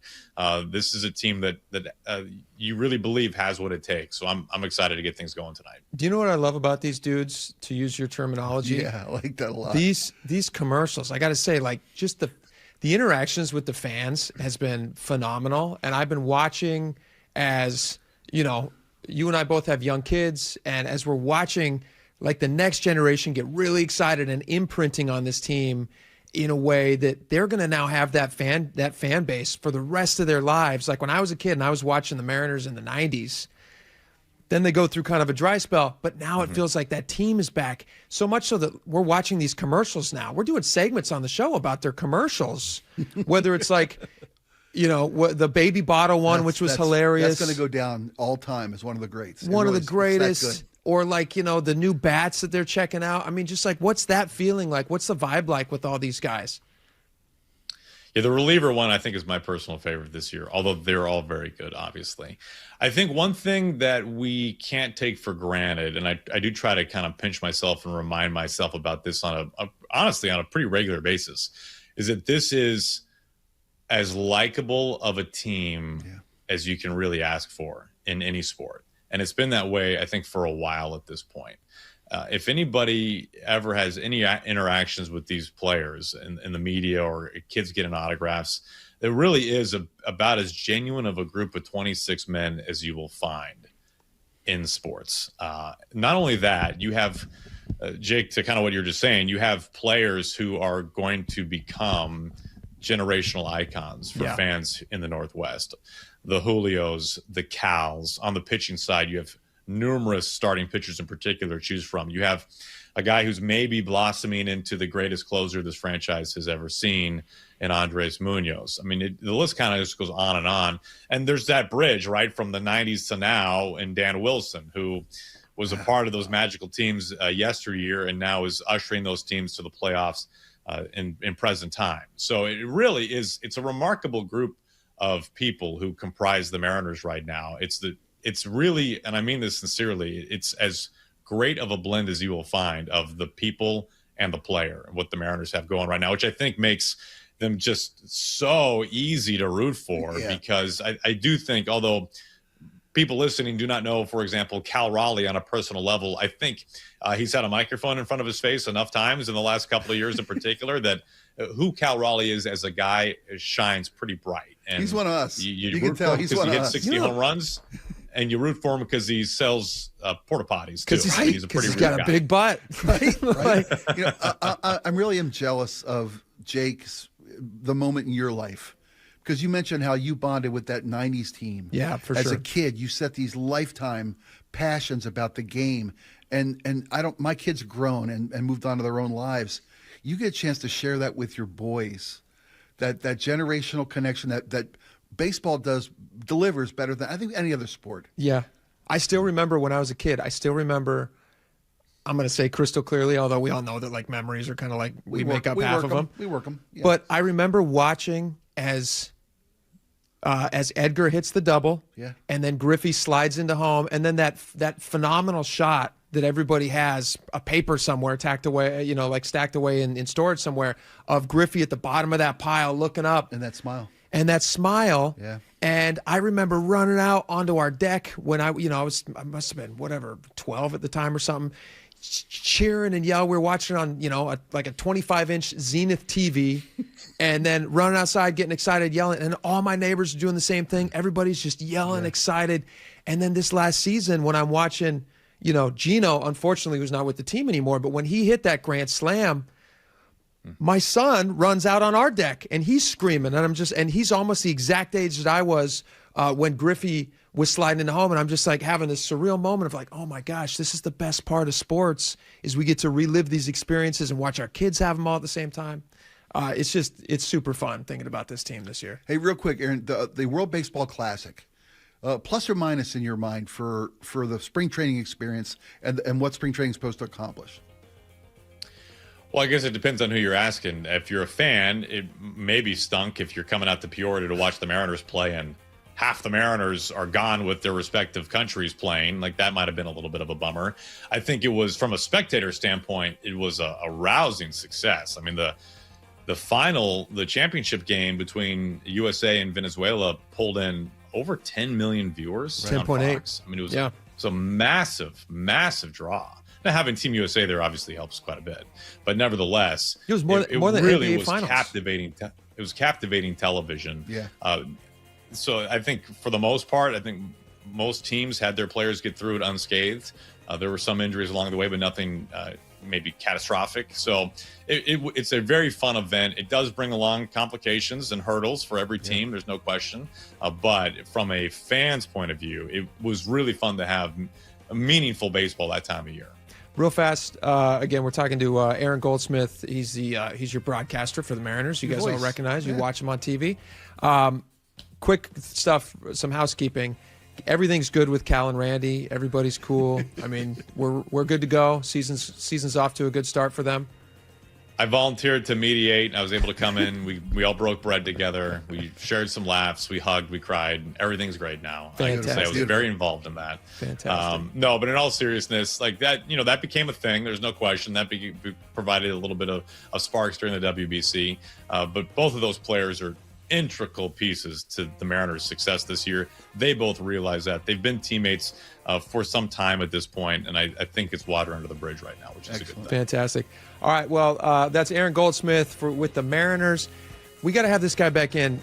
We didn't have time to talk to him about it this time, but his backstory, how he became the guy broadcasting for the Mariners, is actually fascinating. You rubbed a lamp and the genie gave you 3 wishes. It's almost that good. That's the story of how he got there. It's pretty crazy, and you don't think it happens these days, but it has for him, and it's fantastic. So we'd love to have you back, Aaron. Hey, Jake, I'm a lucky man. It's great to be with you guys. Fantastic. Hey, have fun tonight, man. Go Mariners. All right, thanks, guys. Thanks, Aaron. Appreciate it, man. We got a lot more coming up. Stick around. We'll be right back. The NBA takes its biggest step yet to bringing the Sonics back to Seattle. The NBA Board of Governors has officially greenlit a deeper look at expansion to Seattle. KIRO Newsradio's Luke Ducey has been following this. Amanda, what a huge story for the city. Speculation is that it's going to be 28-29 that season. Stay plugged into the very latest at mynorthwest.com. I'm super excited for the jobs, the restaurants. And KIRO News Radio 97.3 FM. We are on a magic carpet ride. Considering the option of assisted living for a parent or loved one can be the hardest decision you'll ever have to make, but it doesn't have to be. Here's what I wish someone had told me sooner. Aegis Living. Luxury communities, chef-prepared meals, resort-style amenities, and a level of care that has earned them recognition most senior living communities just dream about. Voted best of Western Washington. And with 500,000 reviews, over 60,000 communities nationwide, seniorly ranked Aegis Living #1 living community in America for 2025. Go to aegisliving.com/spike to schedule a visit and receive a special take-home gift. There's no obligation. And believe me, when you tour Aegis Living, don't be surprised if you turn to whoever you're with and say, this must be the place, because it is. aegisliving.com/spike. It is time to rewind with the Nostalgia and Retro Convention in Puyallup this weekend. Get autographs and photos with Hall of Famer Edgar Martinez and Jay Buhner. Meet Dennis Rodman and Horace Grant, Sergeant Slaughter in the Mouth of the South, Jimmy Hart. Music fans can meet J.C. Chazé from NSYNC, Tiffany and Debbie Gibson. Dive into a world of classic TV and movies with Ponch and John from Chips, Steve Gutenberg and Bobcat Goldthwait from Police Academy, and so many more. Saturday and Sunday at the fair in Puyallup. Buy tickets now at rewindwa.com. If you've saved more than $300,000, there's one thing you can do now that could make your savings go twice as far in retirement, and it's tax planning. That's right, tax planning could significantly reduce the taxes on your IRA and 401k withdrawals, Social Security benefits, and other investment income. Charlie Harger here. Find out how much money you could save with a free retirement tax savings analysis from the good people at Boss Retirement Solutions. To schedule your free analysis, call 206-210-1350. Tax planning for retirement could reduce your taxes not just for 1 year, but for the rest of your life. And the savings could be six figures. Let's find out how much money you could save. Call 206-210-1350. 206-210-1350. For informational purposes only, actual results may vary. No statement contained herein shall constitute tax, legal, or investment advice. Pump up the volume. Business moves fast. Orders roll in, deadlines close in. When you ship with USPS Ground Advantage, you can keep up with confidence. Every package stays in our secure network from dock to door. And with nationwide reach, dependable tracking, and upfront affordable pricing, you get built-in peace of mind. You run the business. We run the routes. Visit USPS.com/groundadvantage to learn more. Get in the zone, AutoZone. Annie's first oil change wasn't as hard as she thought because she went to AutoZone, where a friendly AutoZoner helped her find the right oil and save on an oil filter. He explained the job and showed her free how-tos on AutoZone.com. When she was done, AutoZone recycled her old oil for free. No hassles, just help. Everything you need, nothing you don't. Get in the zone, AutoZone. Restrictions apply. 1-877 Cars for Kids. KARS Cars for Kids. 1-877 Cars for Kids. Donate your car today. 1-877 Cars for Kids. KARS Cars for Kids. 1-877 Cars for Kids. Donate your car today. Ready to get rid of that old car? Donate it to Cars for Kids. Call 877-CARS-4-KIDS to speak to a friendly live agent. Donation is super easy, and your car can be picked up as soon as tomorrow. Go to carsforkids.org now or call 877-CARS-4-KIDS to donate your car today. 1-877 Cars for Kids.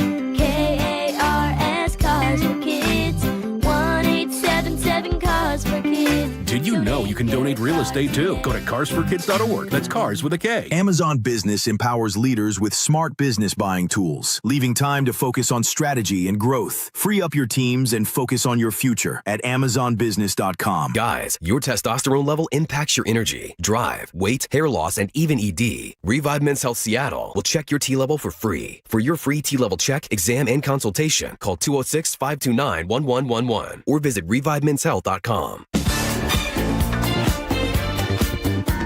All right, welcome back to the show. Super fun having Aaron on with us. Last segment. You guys are friends. You guys generally are buddies. He listens to the show. That's awesome. And we've become friends. That's awesome. That's the cool Good part job, about this brother. job is that you get to meet people sometimes.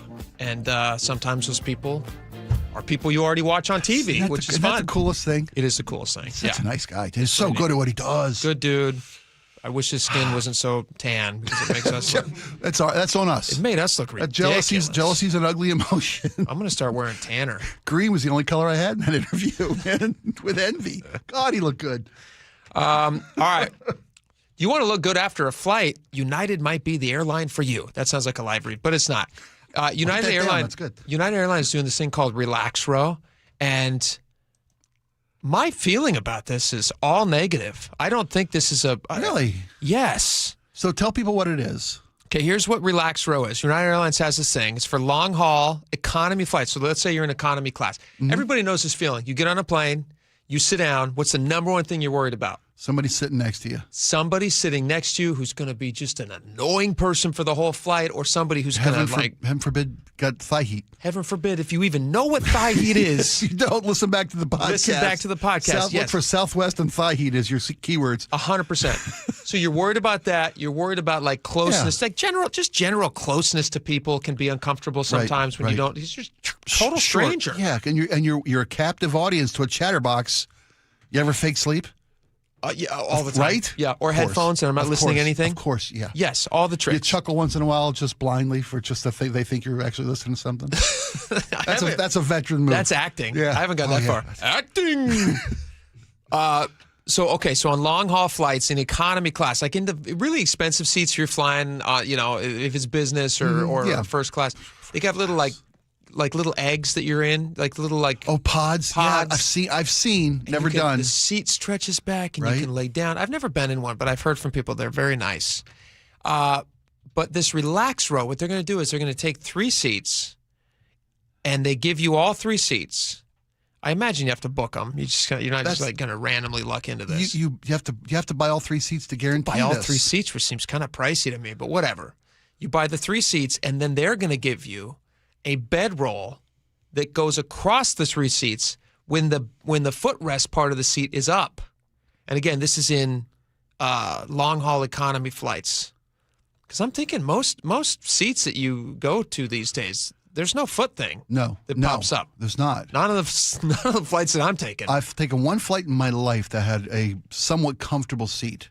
Was going to Thailand, Bangkok, Thailand, on my way to Bangladesh. Bangkok. We're going on my way to Bangladesh, right? Sure. And it was like an 18-hour flight. That's a long... Yeah, and it was comfortable reclining seats. It didn't have a bed, but it was a reclining seat with a footrest, and you could actually sleep. That's the best flight you've ever taken? Best flight I ever took. They gave me pajamas, which I kept. Oh, man, that's nice. And a blanket, which I kept. Best flight I ever took. My wife and I were flying to Italy. She's 4 months pregnant. It's before we have our first kid. And you got that woman on a plane? We debated not going. You're an actor. We debated not going, but then we decided to go because we're like, we may never get a chance to travel again for the next 15 years. That's a solid decision. So we go. The plane is delayed for 2 hours, and we're sitting there on the tarmac, just like we have got a 9-hour flight ahead of us because we got to connect over and wherever. Sure, yeah. And we're like, this is going to be a disaster. And then the bell comes on or whatever, and they go ding, and they make an announcement. They go, we feel really bad, folks. Free bar. The entire time. Woo! Anything you want. Yeah. And I'm just like, yeah. And I look over at my wife who's 4 months pregnant. She's just like, it wasn't the best flight of her life. Yeah. But it was the best flight of my life. You said you hated this. Real quickly, why? I don't want people sleeping and laying down on seats. Gross. Then their stinky feet are everywhere. You have to buy all 3 seats? You got to buy 3 seats. We got to go. We'll be right back. Stick around.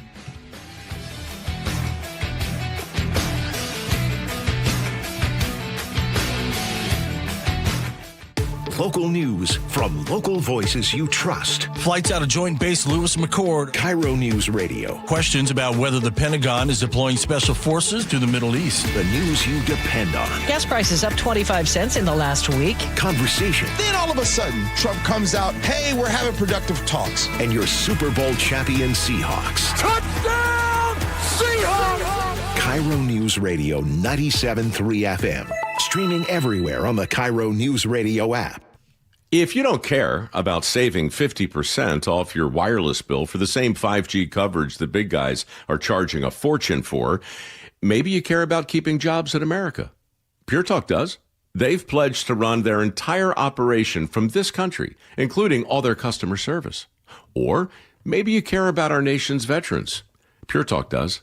They've donated hundreds of thousands of dollars to America's Warrior Partnership, a fantastic organization working hard to prevent veteran suicide. Or maybe you care about closing America's skills gap. Pure Talk does. They're a proud supporter of MicroWorks.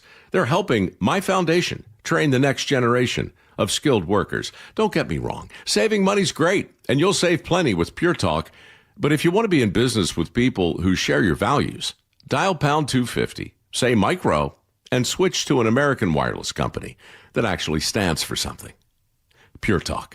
Every year, 4.5 million young adults between the ages of 18 and 24 visit the ER. It's every parent's nightmare. Umergency gives you all the tools you need to quickly and effectively manage your family's emergency. Umergency provides instant access to vital resources, customized to your student's campus and local community, digital consent form, and built-in urgent alert button. Umergency gives you peace of mind when you need it most. Download your Umergency app now. The NBA takes its biggest step yet to bringing the Sonics back to Seattle. The NBA Board of Governors has officially greenlit a deeper look at expansion to Seattle. KIRO Newsradio's Luke Ducey has been following this. Amanda, what a huge story for the city. Speculation is that it's going to be 28-29 that season. Stay plugged into the very latest at mynorthwest.com. I'm super excited for the jobs, the restaurants, and KIRO News Radio 97.3 FM. We are on a magic carpet ride. This is the story of Julie Guillot. She's a Leukemia and Lymphoma Society advocate and the mother of a child who battled blood cancer. Zach was diagnosed with AML, a deadly leukemia, when he was only 5. While the treatment really attacked the cancer, unfortunately it also attacked his body. Uncontrollable fevers, terrible nosebleeds, and his skin was burned from the inside out. He died at just 9 years old, really from the treatment that was meant to save him. The Leukemia and Lymphoma Society was founded 70 years ago by parents who also lost their child to cancer. Today, we're pioneering breakthrough treatments for kids with cancer. We are so close to finding better treatments for kids with cancer. So it's too late to save Zach, but working together, we can save thousands of kids just like him. Visit LLS.org and save a child's life. Eric Johnson here. I spent the past 30 years working to help make our community better informed, better protected when it comes to consumer issues, and better equipped to take on whatever life throws at us. That's why I love the free Washington Accident book series from Davis Law Group. These books keep us better informed about the law, better able to protect ourselves on and off the road, and better off when all is said and done after an accident. Chris Davis didn't have to write these books. He did it because he saw a need. People who were in accidents or other legal situations didn't know what to do, what pictures to take, documents to request. Only a tiny fraction of the people who get these free books will ever become clients of Davis Law Group, but that's not the point. Chris wrote them because it was the right thing to do. The free Washington Accident book series is a must-have for drivers who want to be prepared for whatever the road might throw at them. Get yours at WashingtonAccidentBooks.com. Your best source for local news. KIRO News Radio, KIRO FM, and HD1, Tacoma, Seattle, Northwest News. This is CBS News on the Hour, sponsored by JTV.com. I'm Jennifer Kuiper. President Trump says on social media that he is extending until April 6th strikes on energy plants in Iran. The president says talks are ongoing and that Iran is begging for a deal with the U.S. He also reveals what he calls a present sent by Iran. We're going to let you have 8 boats of oil, 8 boats, 8 big boats of oil. This was 2 days ago. And they'll sail up tomorrow. Secretary of State Marco Rubio is traveling to France for a G7 meeting. CBS's Cammie McCormick. Iran will be at the top of the agenda. Canada is calling for the G7 to collectively back a de-escalation of the war. Secretary Rubio, before departing, spoke of the progress he says is being made through negotiations. There are intermediary countries that are passing messages. There's a growing amount of energy that's been flowing through the Straits. Not as much as should be flowing, but some of it is picked up. So there's been some progress in regard to the exchange of messages. Allies at the meeting outside Paris are hoping Rubio will set out the U.S. position clearly. The House passes DHS funding for a third time, and voting is still open in the Senate. With no resolution to the partial government shutdown, many unpaid TSA officers are still calling out sick, and the lines are still backed up at some airports. We're so apprehensive. We don't want to miss a flight. Wait times at George Bush Intercontinental Airport in Houston are regularly exceeding 4 hours, with only a third of screening lanes operational. On Wednesday alone, almost 40% of the TSA staff in Houston who aren't getting paid failed to show up for work. That's CBS's Shauna Mizell. Deposed Venezuelan President Nicolas Maduro and his wife have appeared in federal court in New York City for a preliminary hearing following their capture in January. They are facing drug trafficking and narco-terrorism charges and have previously pleaded not guilty. CBS's Bradley Blackburn outside the courthouse. A federal judge in New York Thursday refused to dismiss charges against former Venezuelan President Nicolas Maduro and his wife after Maduro's lawyer argued the U.S. is violating Maduro's rights by not allowing him to use Venezuelan government funds for his legal defense. The Justice Department and the Department of Homeland Security are nearing an agreement that would allow the agencies to share sensitive voter data with each other. The information would allegedly be used to see if non-citizens have been casting ballots in elections. CBS's Sarah Lynch says there are already multiple legal challenges playing out in court against the push for sensitive data from states. That could lead potentially to judges asking more questions, asking for people to come testify under oath and explain more in detail about what this information is going to be used for. This is CBS News. Looking for spring jewelry looks? Find them at Jewelry Television. New customers get $20 off purchases of $99 or more at jtv.com. One of the most anticipated opening days in Mariners history. We will take you to the ballpark after Nate Connors at the traffic desk. All right, Aaron, your Seattle Mariners bring us this report in Rentham, South 405 and Northeast 44th. We're dealing with this collision now blocking the HOV lane. So we opened up a lane for you, but that bumper-to-bumper backup starts near Southeast 8th and Bellevue. So Bellevue to Renton's at 45 minutes. That's a 25-minute delay. North 405, we've got that looky-loo backup starting at the Maple Valley Highway. Renton to Bellevue still hovering at 20 minutes. Here in Seattle, South 5, you're going to slow from Northgate into downtown. We cleared our collision off the Ship Canal Bridge, so that's going to help you out a bit. Plan on 20 minutes, though, northbound through downtown. Scattered backups between the West Seattle Bridge and Ship Canal Bridge. You're going to get thick there, Mercer. Westbound 520 jams up at Montlake over to I-5. Westbound 90, you're going to jam up at mid-span. Looks like we may have a new blocking issue inside the Mount Baker Tunnel. I'll check into that and see what we have for our next report. Ichiro Replica Statue Night is Friday, April 10th. Don't miss out and get your tickets at mariners.com. KIRO News Radio, real-time traffic. I'm Nate Connors. KIRO News Radio, 97.3 FM, Northwest News. Now, the latest from KIRO News Radio and mynorthwest.com. Good afternoon, I'm Aaron Granillo. Opening day has arrived. Manager Dan Wilson. To hear that crowd and the electricity in that ballpark that first night, we're all looking forward to it. Mariners begin their season against the Cleveland Guardians. KIRO News Radio's Luke Ducey reports. The field is freshly cut, the batting cage up and ready, and red, white, and blue banners line the stadium. And there's a smell of hot dogs cooking in the air for opening day. The Mariners welcome some fans early to the ballpark. This is where we spend most of our time. I mean, for spring, through summer, and through fall, because we're going to go to the postseason. I've got a really good feeling about this. Many analysts predict this is the year the Mariners finally play in a World Series. Inside T-Mobile Park, Luke Ducey, KIRO News Radio. City of Seattle is asking for a new trial after a jury found it negligent in the 2020 shooting death of a 16-year-old in the Chop Zone. Jurors awarded more than $30 million to the father of Antonio Mays Jr. It ruled the city's delayed emergency response contributed to his death.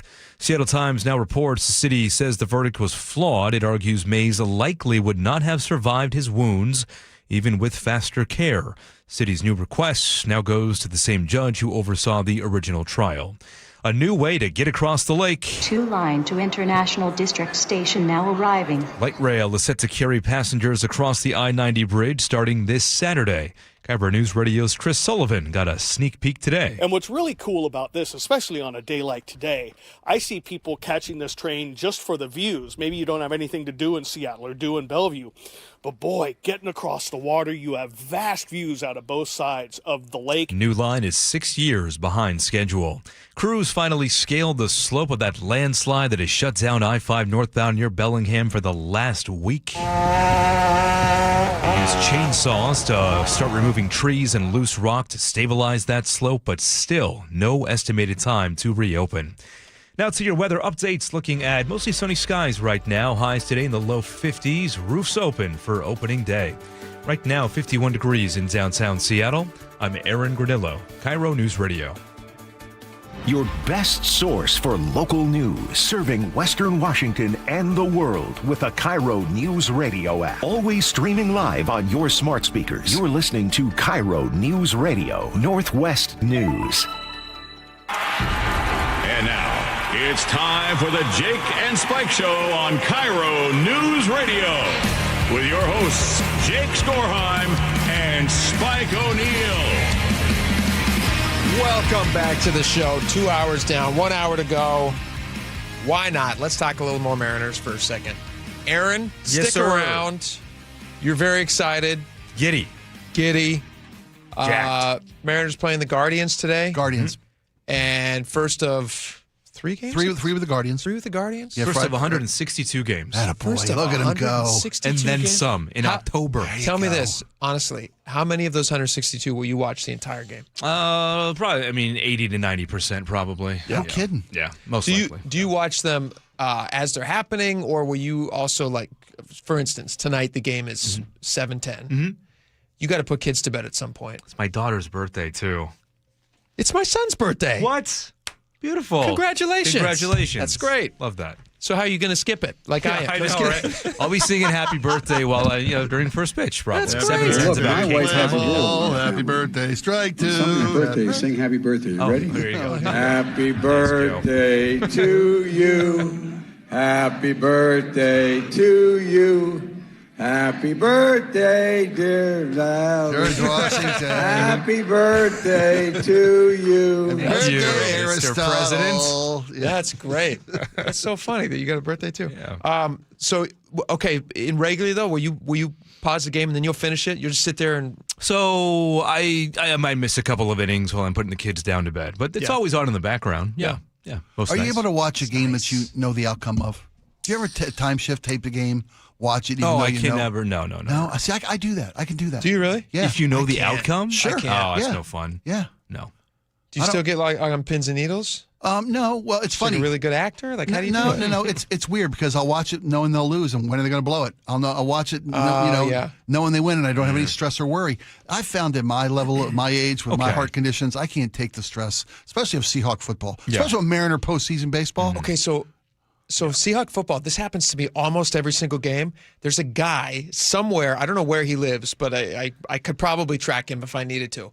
There's a guy somewhere within probably 2 square miles of my house. Mm-hmm. Every time a local team does something amazing, so in the Seahawks season, every time they score a touchdown or the game ends successfully, he fires off a cannon. Okay, yeah, I know this. Yes. And so every time I'm sitting there I'm behind or whatever. Right, you had to take a pause of the game and you'll come. Yeah. Oftentimes, the Fourth kids will get into quarter, some crazy stuff and you want to see the game. Yeah, of course. And then all of a sudden you hear a cannon bang and then you're just like, oh man, there's a piece of me that goes like, okay, well, that's a good ending. Yeah. And then there's another piece of me that now I'm listening for the cannon. If I don't hear it and I know I'm slowed down. Yeah. That the game is now kind of like I'm sitting there on pins and needles like, what's going to happen? Happened to me this year with the Super Bowl. I had to take my kid back to school.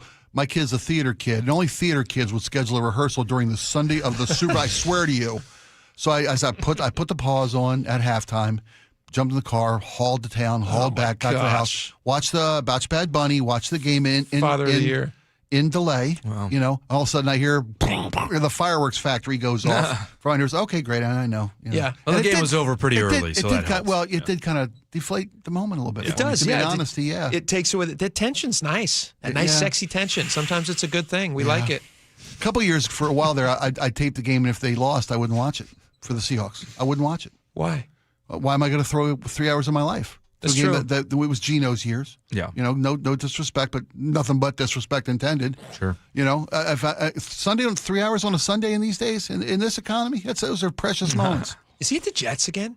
Yeah. Back franchise. To the Jets. What a joke. Sorry to take us far afield, but all right. How good do we look now, Seattle? Oh, yeah. The Mariners are looking really good. I mean, we've all heard the hype. I mean, and the team knows it, too. I think they're fully embracing it.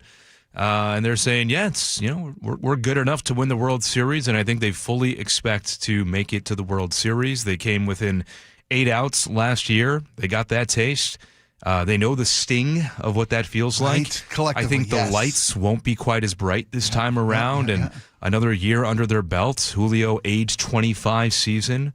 anchored by Cal Raleigh. I mean, what's not to love with that pitching staff as well? It's one of the best pitching staffs, starting pitching staffs in all of baseball. Yeah. And maybe the best reliever. We just had Aaron Goldsmith. Sorry, Yep. I knew Goldie. Goldie. We had Goldie on.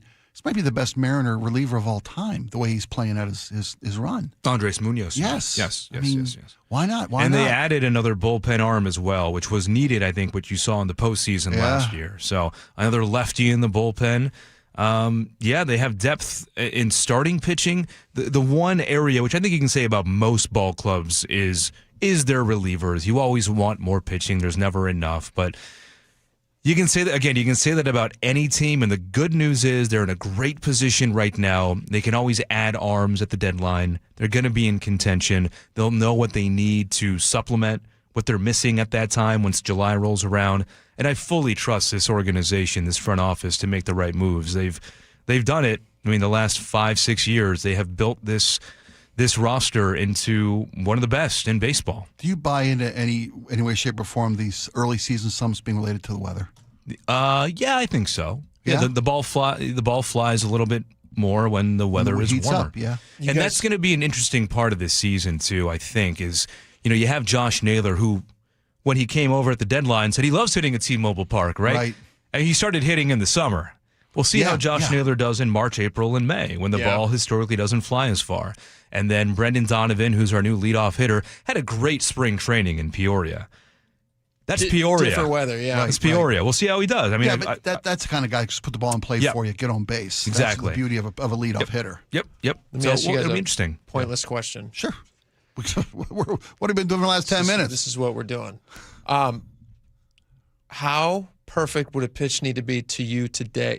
Okay, actually, side question. Mm-hmm. Is there ever a point in your entire life, you played sports? I played sports. Okay, you were pretty good. I was okay, yeah. I could You play. were like a football varsity. Yeah. You were a star. I was Come captain. on. High school, but captain. Yeah. You were captain of your high school football team?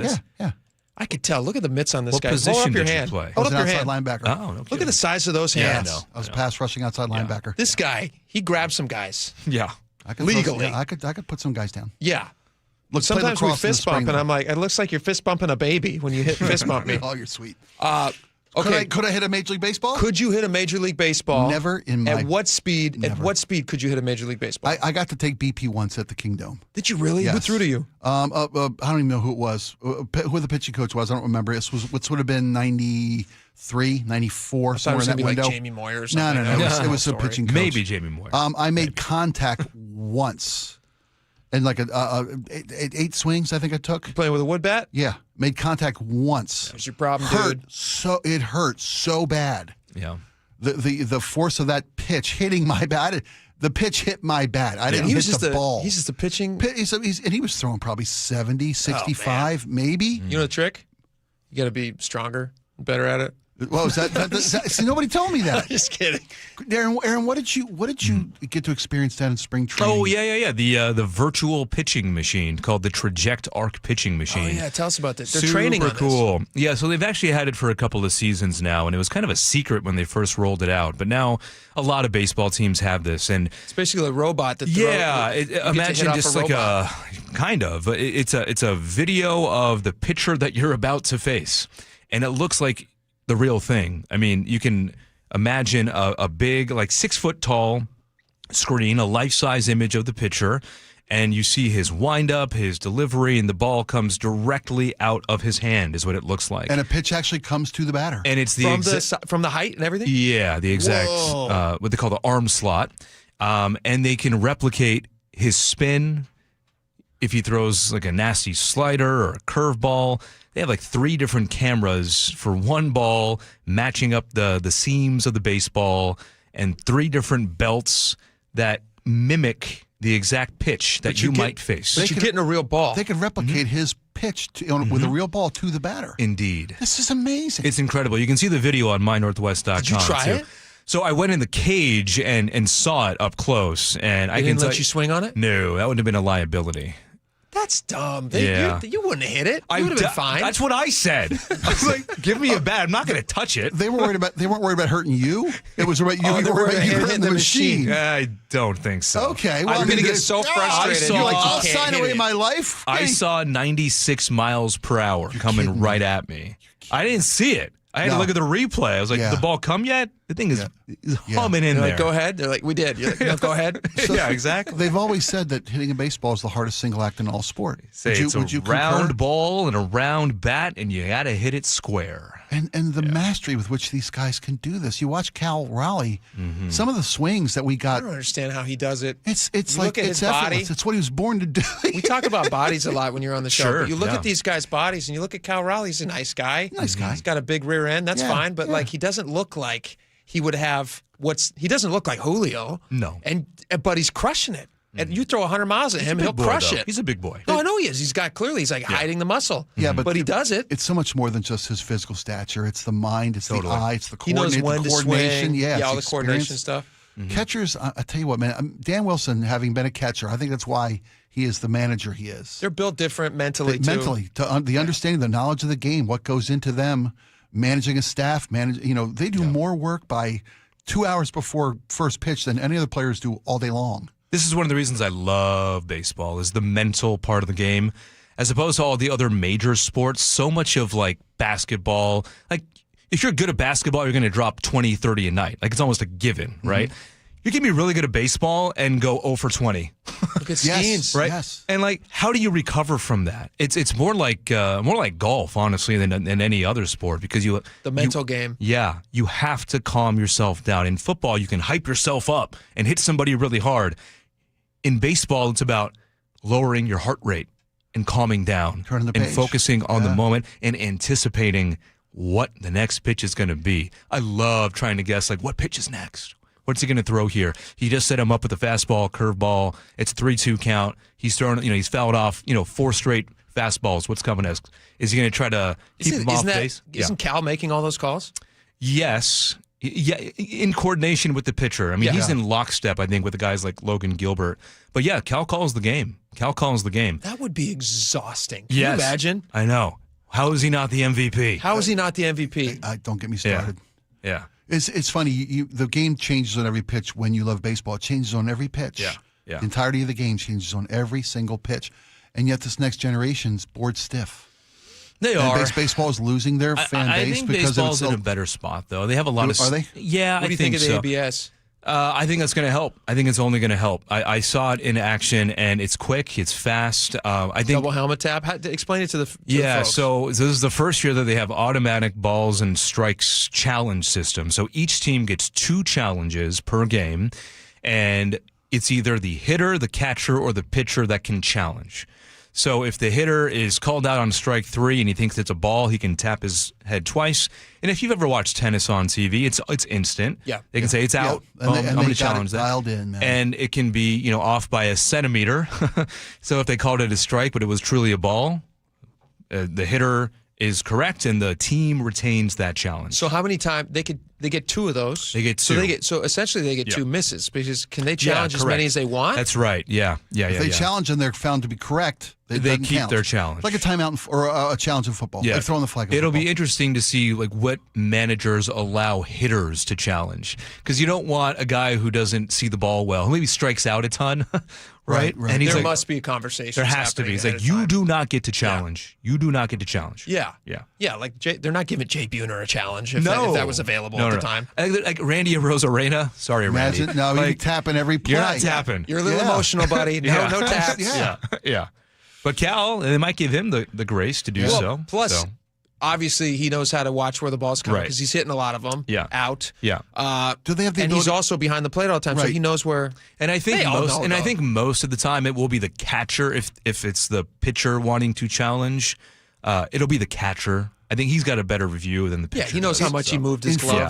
football, they rely on replay to let the coach know to throw the red flag. Is there an opportunity for someone to be watching a video monitor to let the batter know to tap? It has to be instant. Got to be. There's no way to review it first and then. It's got to be quickly. Yeah. Really? Yeah. Yeah, I watched it used yesterday on the opening game and Netflix Yankees, game, and it was like instantly tap tap. Yep. Like And it takes away 10, 15 seconds of the game, but and that's why and he got it wrong, by the way. It was like it was painted on the corner. Yep. It was like just a tiny little sliver. I like it. It keeps the umpires accountable. I think it's going to make them better.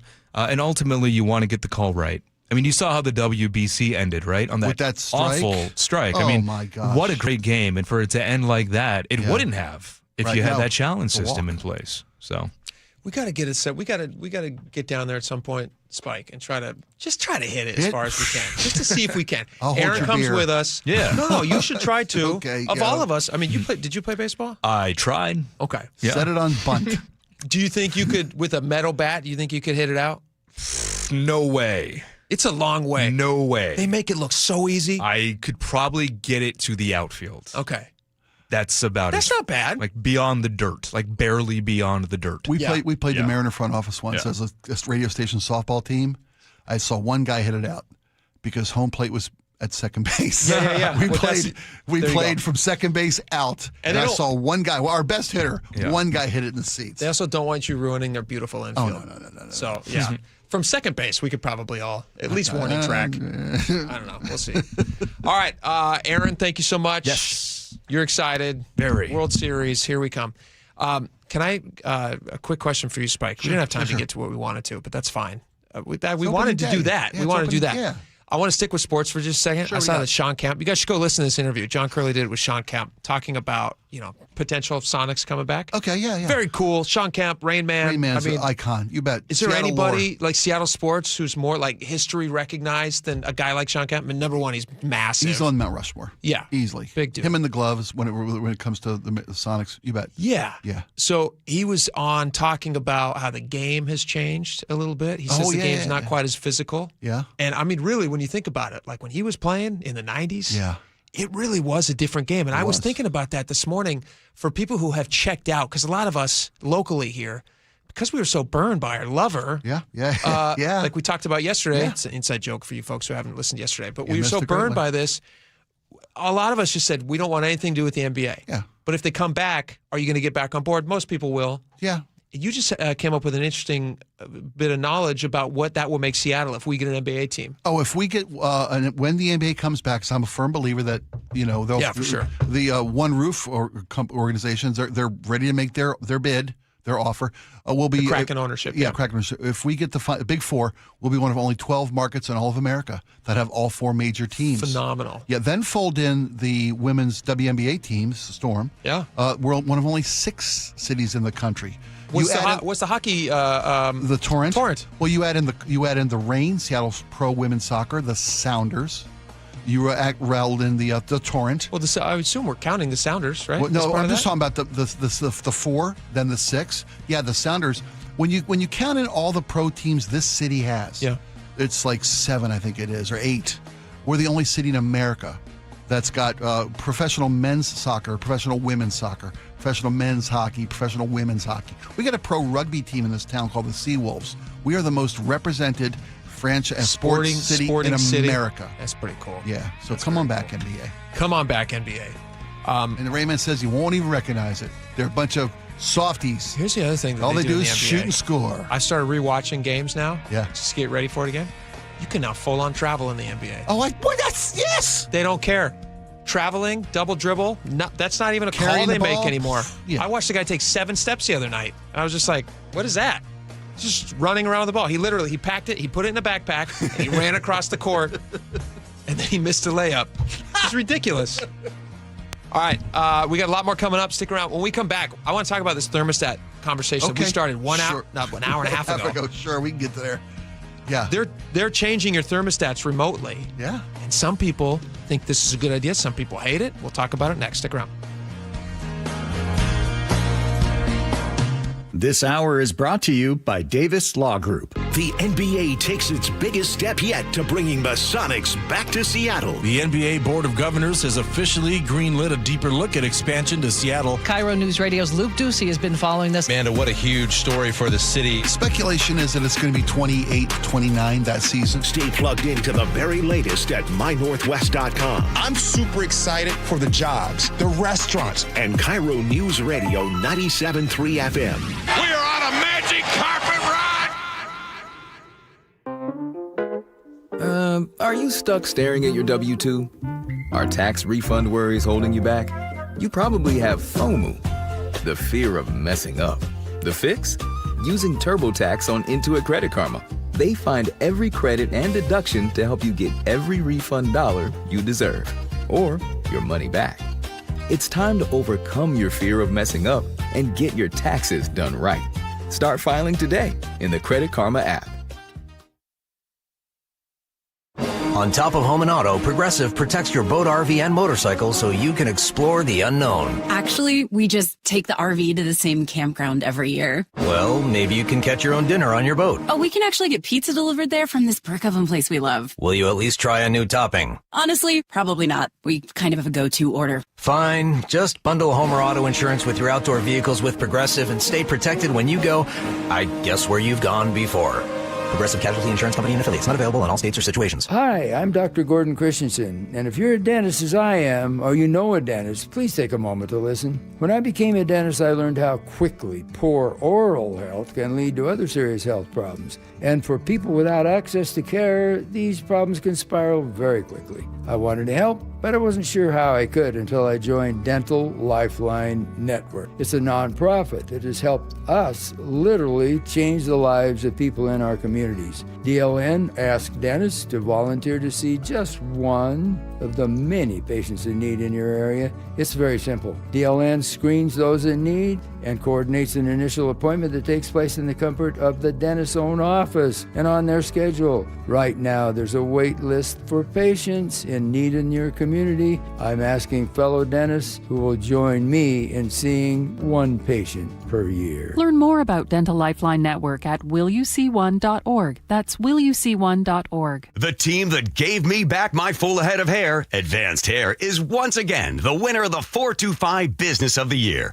Dr. Parango and his world-class team begin regrowing your own natural hair the very next day. And Advanced Hair guarantees your new hair will grow, just like they did for me. Find out why Advanced Hair is the best of the best. With your free consultation, you'll receive $250 off and 250 free hair grafts. 425-449-8185 or advancedhair.com. Hi, Sarah here with Safeway. We're proud to partner with Champions of Change co-founder Doug Baldwin to help nourish Washington students through the Nourishing Champions program. Thanks, Sarah. And here's the reality. Every day, students across our state are staying after school for extracurriculars on empty stomachs, and some of them don't know where their next meal will come from. Food insecurity is reaching crisis levels, and the impact on our youth will extend far beyond this moment. The good news is that there's an answer in the federally funded after-school meals programs. But right now, Washington schools' participation is very low, reaching only 2% of the students who qualify. That's where Nourishing Champions comes in. We're offering grants that not only fund food, but also resource and training support for the schools to offer an after-school meal program for years to come. Our goal is to reach 10,000 more students in the first year of these grants and then grow from there. School staff can learn more and apply today at championsofchangefoundation.org and navigating to the Nourishing Champions tab. That's championsofchangefoundation.org and click on the Nourishing Champions tab. He was the heart of your family, and he taught you our history. He helped you fix your first flat. He was the best backyard DJ around, and every time he'd tell a story, he'd own the room. But now more than ever, he may feel alone. Today, older adults and their loved ones are struggling to connect, in a time when connection has never been more important. But there is something we can do. Embrace our older loved ones through StoryCorps Connect. With StoryCorps Connect, you can honor seniors remotely with an interview about their life. Every interview will be archived at the Library of Congress, becoming part of American history, so that years from now, future generations can listen in. All right, Grandpa, what's one piece of advice you have for me? Just 3 words, sweetheart. Live with courage. The man that had the best stories still has plenty of stories to tell. So connect virtually and share the conversation of a lifetime at StoryCorpsConnect.org/AARP. Connect, honor, share. StoryCorps Connect. A message from AARP, StoryCorps, and the Ad Council. Guys, your testosterone level impacts your energy, drive, weight, hair loss, and even ED. Revive Men's Health Seattle will check your T level for free. For your free T level check, exam, and consultation, call 206-529-1111 or visit revivemenshealth.com. KIRO News Radio 97.3 FM, Northwest News. Now, the latest from KIRO News Radio and mynorthwest.com. Good afternoon. I'm Aaron Granillo. Another deadline postponed in the Iran war. President Trump says he's giving Iran more time to open the Strait of Hormuz. CBS's Linda Kenyon has the latest. The president says talks with Iran are going very well, so he won't attack Iranian energy sites, at least for now. In a post on social media, Trump wrote, quote, "As per Iranian government request, please let this statement serve to represent that I am pausing the period of energy plant destruction by 10 days to Monday, April 6th, 2026 at 8 p.m. Eastern Time." The president also stated talks are ongoing despite what he called erroneous statements to the contrary. War continues to push up the price of oil here in Washington. The state just set an all-time record for diesel prices. AAA says the statewide average hit $6.53 a gallon yesterday. That is the highest ever recorded in the states. Seattle's at $6.67, Tacoma at $6.71. Only California is paying more. A childhood prank leads to gunfire in Tacoma and an attempted murder charge. Pierce County prosecutors say 4 teens were doing what teens have done for years, throwing water balloons, this time from car to car on February 28th. One driver took offense, followed the teens, blocked them in, pulled a gun, robbed them, and shot one of them in the chest. Adam Faber says 31-year-old Mashi Gueri, a convicted felon, faces multiple charges. Attempted murder, 4 counts of felony harassment, threats to kill, 1 count of assault, and 4 counts of robbery. Fortunately, the injured teen will survive. James Lynch, KIRO News Radio. You might want to bring your favorite Mariners blankets if you're heading to the ballpark tonight. KIRO 7 TV meteorologist Nick Allard has your opening day forecast. First pitch is probably about 49 to 50. I'm thinking you're going to fall into the 40s pretty quickly, so make sure you are bundled up for tonight because it will get chilly. Roof should be open, though. No rain in the forecast. First pitch at 7:10. Let's go now to the real-time traffic desk. Here's Nate Connors. All right, Aaron. Looks like we cleared that long-term collision in Renton, South 405 and Northeast 44th, right by the VMAC.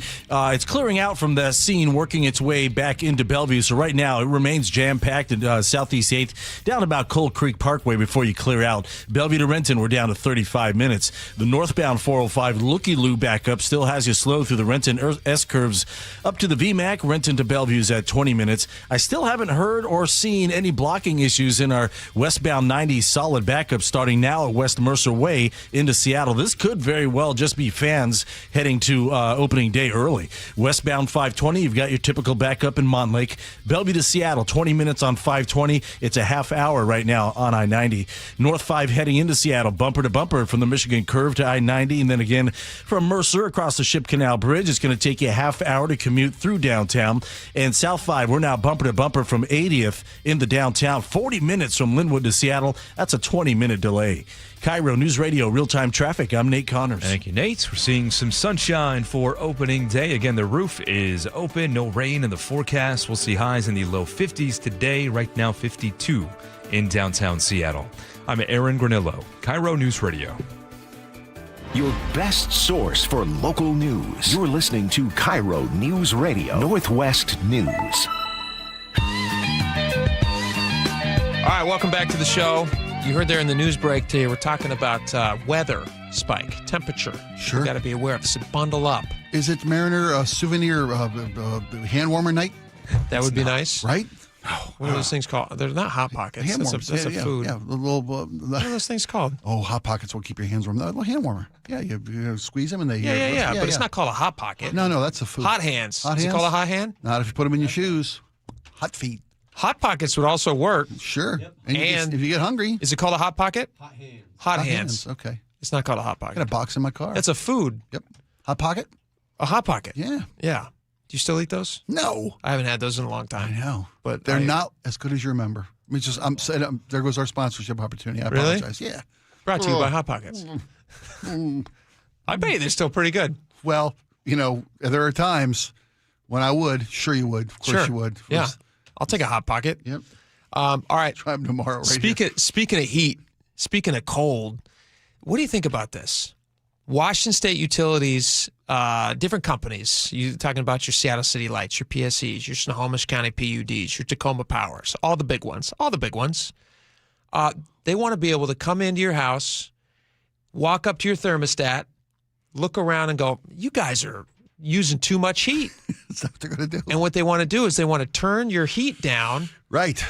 Now, physically, are they going to enter your home? Are they going to pound on your door and say, it's hot in here, buddy? You wish they knocked. You wish they would knock. knock. No, they'll do it even worse. Right. They're just going to sneak in through the Wi-Fi, and they're going to turn your thermostat down. Your electric, digital. To what they say is an acceptable level. I'm going to read you the first few lines of the Seattle Times piece. You tell me about this, Spike. At 6 p.m. on a recent chilly Tuesday, Jim Sullivan's thermostat in his Maple Valley home automatically turned down to 60 degrees, not because he said it, but because his utility adjusted it down 4 degrees during a rush hour event of high energy demand.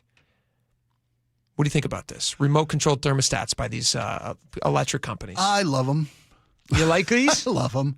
I do, because it's also, who's 60 degrees? That's a little much. What is he trying to keep something cold? He's polar bear. Is his refrigerator broken? He took it up, put all the perishables on the counter.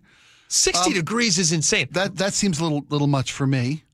Yeah. And there are. First off, this is an opt-in program. There's been a pilot program that's already been run by Puget Sound Energy, Seattle City Lights. It's not compulsory. No, it's not compulsory yet. And there's a rate reduction incentive that they offer people. It's a voluntary program. Mm-hmm. You opt in. What they're trying to do is during the peak usage times, excessive heat, excessive cold, if they can get the city to a portion of the city to agree to just drop the temperature, allow them to get into your remote Wi-Fi controlled thermostat and turn down or turn up your heat. In the summer months, they want to take your home to 80 when there's a heat wave going on, as opposed to the 72 or 68. Oh, because they don't want you using your AC. Right, your AC. It happens more often in AC than it does extreme cold, especially in the last couple of years in Seattle. They can have massive savings for PG&E, for Puget Sound Energy, or PG, sorry. PSE. Yeah. Seattle City Light, PSE. My first electric bill was BG&E. PSE, Puget Sound Energy, whatever it might be, Snohomish PUD, whatever, PUD. Yeah. They can experience real savings. So we're talking like at some peak moments, they can save $500,000 an hour. And, you hope that those are result in overall rate reductions for all consumers, all users. Because when they need more power, they certainly jack the prices up. Yeah, you certainly pay more when power's in higher demand. And you've got the ability to override the system. They found that of the pilot programs, about 20% of the people overrode that system in extreme weather. Oh, I'd fight it all the time. Oh, you would, yeah. I'd walk over. Somebody turns my temperature down to 60. I'd walk over. I'd right back up. Do a thing. Sure, but then probably on the other side, there's a guy virtually going, no, he's turning it down. You're fighting it from different sides of the planet. And we're fighting, and we're going back and forth. Most people say who took part in the program, about 15% of people dropped out of the program after its pilot period. Certain people moved. But the vast majority of them stuck with it. They said it wasn't the incentive, the monetary incentive, because there is a little bit of a break on your bill to give them that override control. I imagine most of these people are do-gooders. Yeah, they said it's not about the money. It's so that we can feel like good people. Yeah, it's that virtue signaling kind of. Signaling, and it's not like you put a sign in your front yard. My house, we're intentionally chilly to save this planet. But they would if they could. If they got a yard sign, which for an extra $5 a month, they would say, put out a yard in sign? this house, we believe in a cold house in the wintertime. Equality. And a hot house in the summertime. Yeah, our children and our food should be at 34 degrees. We believe our refrigerator door should be open. Yeah. And our food wouldn't spoil. As is our hearts, and our front door and our refrigerators are open. There's no way in heck. I don't like using harsh language, but that's how I feel about this. Yeah. No way in heck I'd do this. I just don't want them telling me number one, if they turned it at 60, that's 15 degrees less than what my wife likes the house at. It's a 75er. We're a 75er. Yeah. It's pretty warm in our house. Well, I raise my eyebrows, but my wife's right on her heels. Yeah. We keep it at 72 during the day. You don't have to say it shamefully. Say it loud and proud. 72! Yeah. And then she'll still get in there and tick it up a few degrees. Absolutely. Yeah. Ours rarely drops below 75. You know what I think it is? What? My wife, it gets hot. I'm a sweater. You and me right now, we got the air on in here. Turned down here to 65. Yeah. I like it cold. I do too. But but I run hot. Most men do. We run hot. Okay. And I think my wife likes seeing me in fewer clothes. I think when the thermostat goes up. So my wife should love this program. Put on a sweater there, polar bear. My little polar bear of love. I think it's my pervy wife who's trying to catch a peek at her husband. You're a lucky man. Yeah. Skorheim. Yeah. Well, she's a lucky lady. She's a lucky woman. Because she gets a piece of this. Right. When it gets, and she's pumping that thermostat up, and I'm like, oh boy, I know what's going to happen. Energy costs be damned, she says. Anytime I see the heater go on, I'm like, I know what you're thinking. How many kids you got? Yeah. We got 4 right now. No, I don't like this. This is a bad.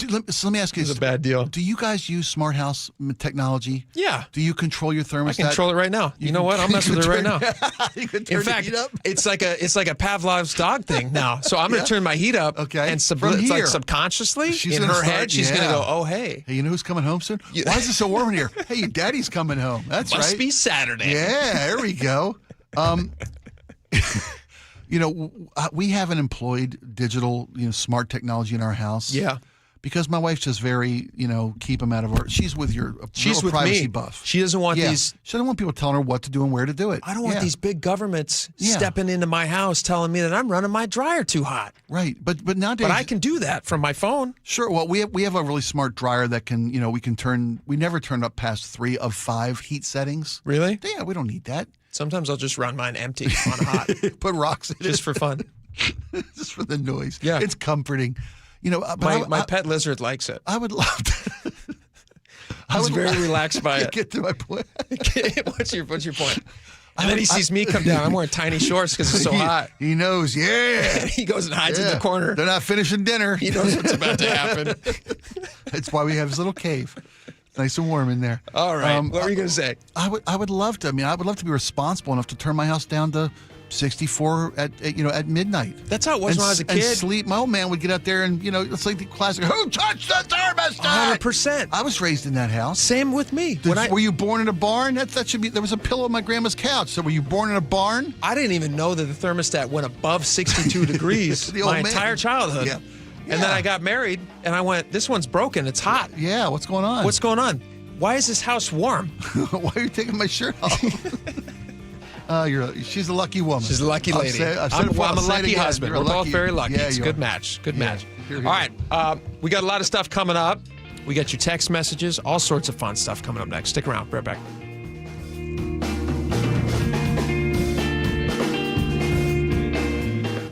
Hi, I'm Charlie Harder. And I'm Amanda Factor. Baseball is back and all is right with the world. Mariners and the Guardians at T-Mobile Park will have the highlights. All aboard the 2 line. After decades of planning, we will soon have light rail across the lake. Chris Sullivan is taking one of the first rides, and we'll hear all about it. If you're looking for something fun to do, Paul Holden has your weekend planner. Join us tomorrow 5 to 9 on Seattle's Morning News. We're on YouTube, our app, your smart speaker, and 97.3 FM.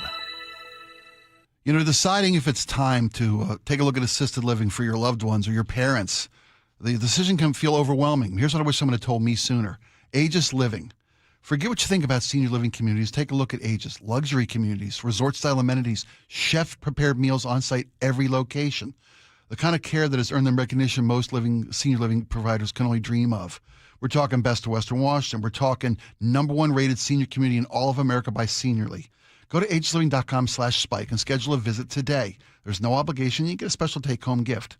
There is no pressure. And when you tour, trust me, you'll say, this must be the place because it is. ageliving.com/spike.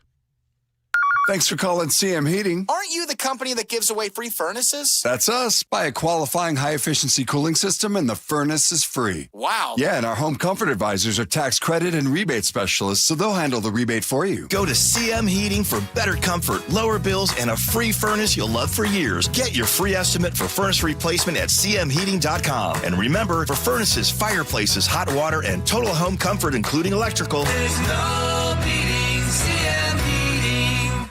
Ready to free your team from time-consuming office tasks? Amazon Business empowers leaders with smart business buying tools, leaving time to focus on strategy and growth. Free up your teams and focus on your future at amazonbusiness.com. Save $10 on a pair of Bosch Focus wiper blades. Our professional parts people will even install them for free at O'Reilly Auto Parts. O'Reilly Auto Parts. Jackson Hewitt has a great tax prep deal, $149 or less. Missing out is like ignoring the check engine light in your car. You'll regret it. Seriously, the price is only $149 or less, no matter how complicated. So don't wait. Like when you get a password expires today alert or you're shopping online and there's only one item left. It's like your taxes are in the cart. Just complete the purchase. Hurry. This deal for $149 or less is like your phone at 1%. It's about to power down. Limited time offer for new clients on federal returns. Participating locations only. Terms at jacksonhewitt.com/149. Your local volunteer fire department routinely answers the call, whether it be a fire, traffic accident, or a cat stuck in a tree. But because of declines in memberships, departments have become understaffed. Your local volunteer fire department desperately needs you. Can you direct traffic, install a smoke alarm, help at a fundraiser? No matter what skills you have, you can make a difference. You don't have to fight fire to be a volunteer. Will you answer the call? For more information on how you can help, visit the Volunteer Firefighter Alliance at supportvfa.org. Eric Johnson here. I spent the past 30 years working to help make our community better informed, better protected when it comes to consumer issues, and better equipped to take on whatever life throws at us. That's why I love the free Washington Accident book series from Davis Law Group. These books keep us better informed about the law, better able to protect ourselves on and off the road, and better off when all is said and done after an accident. Chris Davis didn't have to write these books. He did it because he saw a need. People who were in accidents or other legal situations didn't know what to do, what pictures to take, documents to request. Only a tiny fraction of the people who get these free books will ever become clients of Davis Law Group, but that's not the point. Chris wrote them because it was the right thing to do. The free Washington Accident book series is a must-have for drivers who want to be prepared for whatever the road might throw at them. Get yours at WashingtonAccidentBooks.com. Crooked teeth may embarrass kids whose families can't afford braces, and trying to fix their teeth themselves can make things worse. Luckily, there's Donated Orthodontic Services, a program from the American Association of Orthodontists. For children and teens who qualify and are matched with a volunteer orthodontist, treatment can be life-changing and help them smile with confidence. Learn more at aaoinfo.org. Amazon Business empowers leaders with smart business buying tools, leaving time to focus on strategy and growth. Free up your teams and focus on your future at amazonbusiness.com. Our local tax expert and advocate, Greg Nunn, understands the pressure that comes from owing money to the IRS. Don't let that pressure build. Call None Better Tax Resolution. From stress to success with IRS Solutions. Google NUNN. None Better Tax Resolution.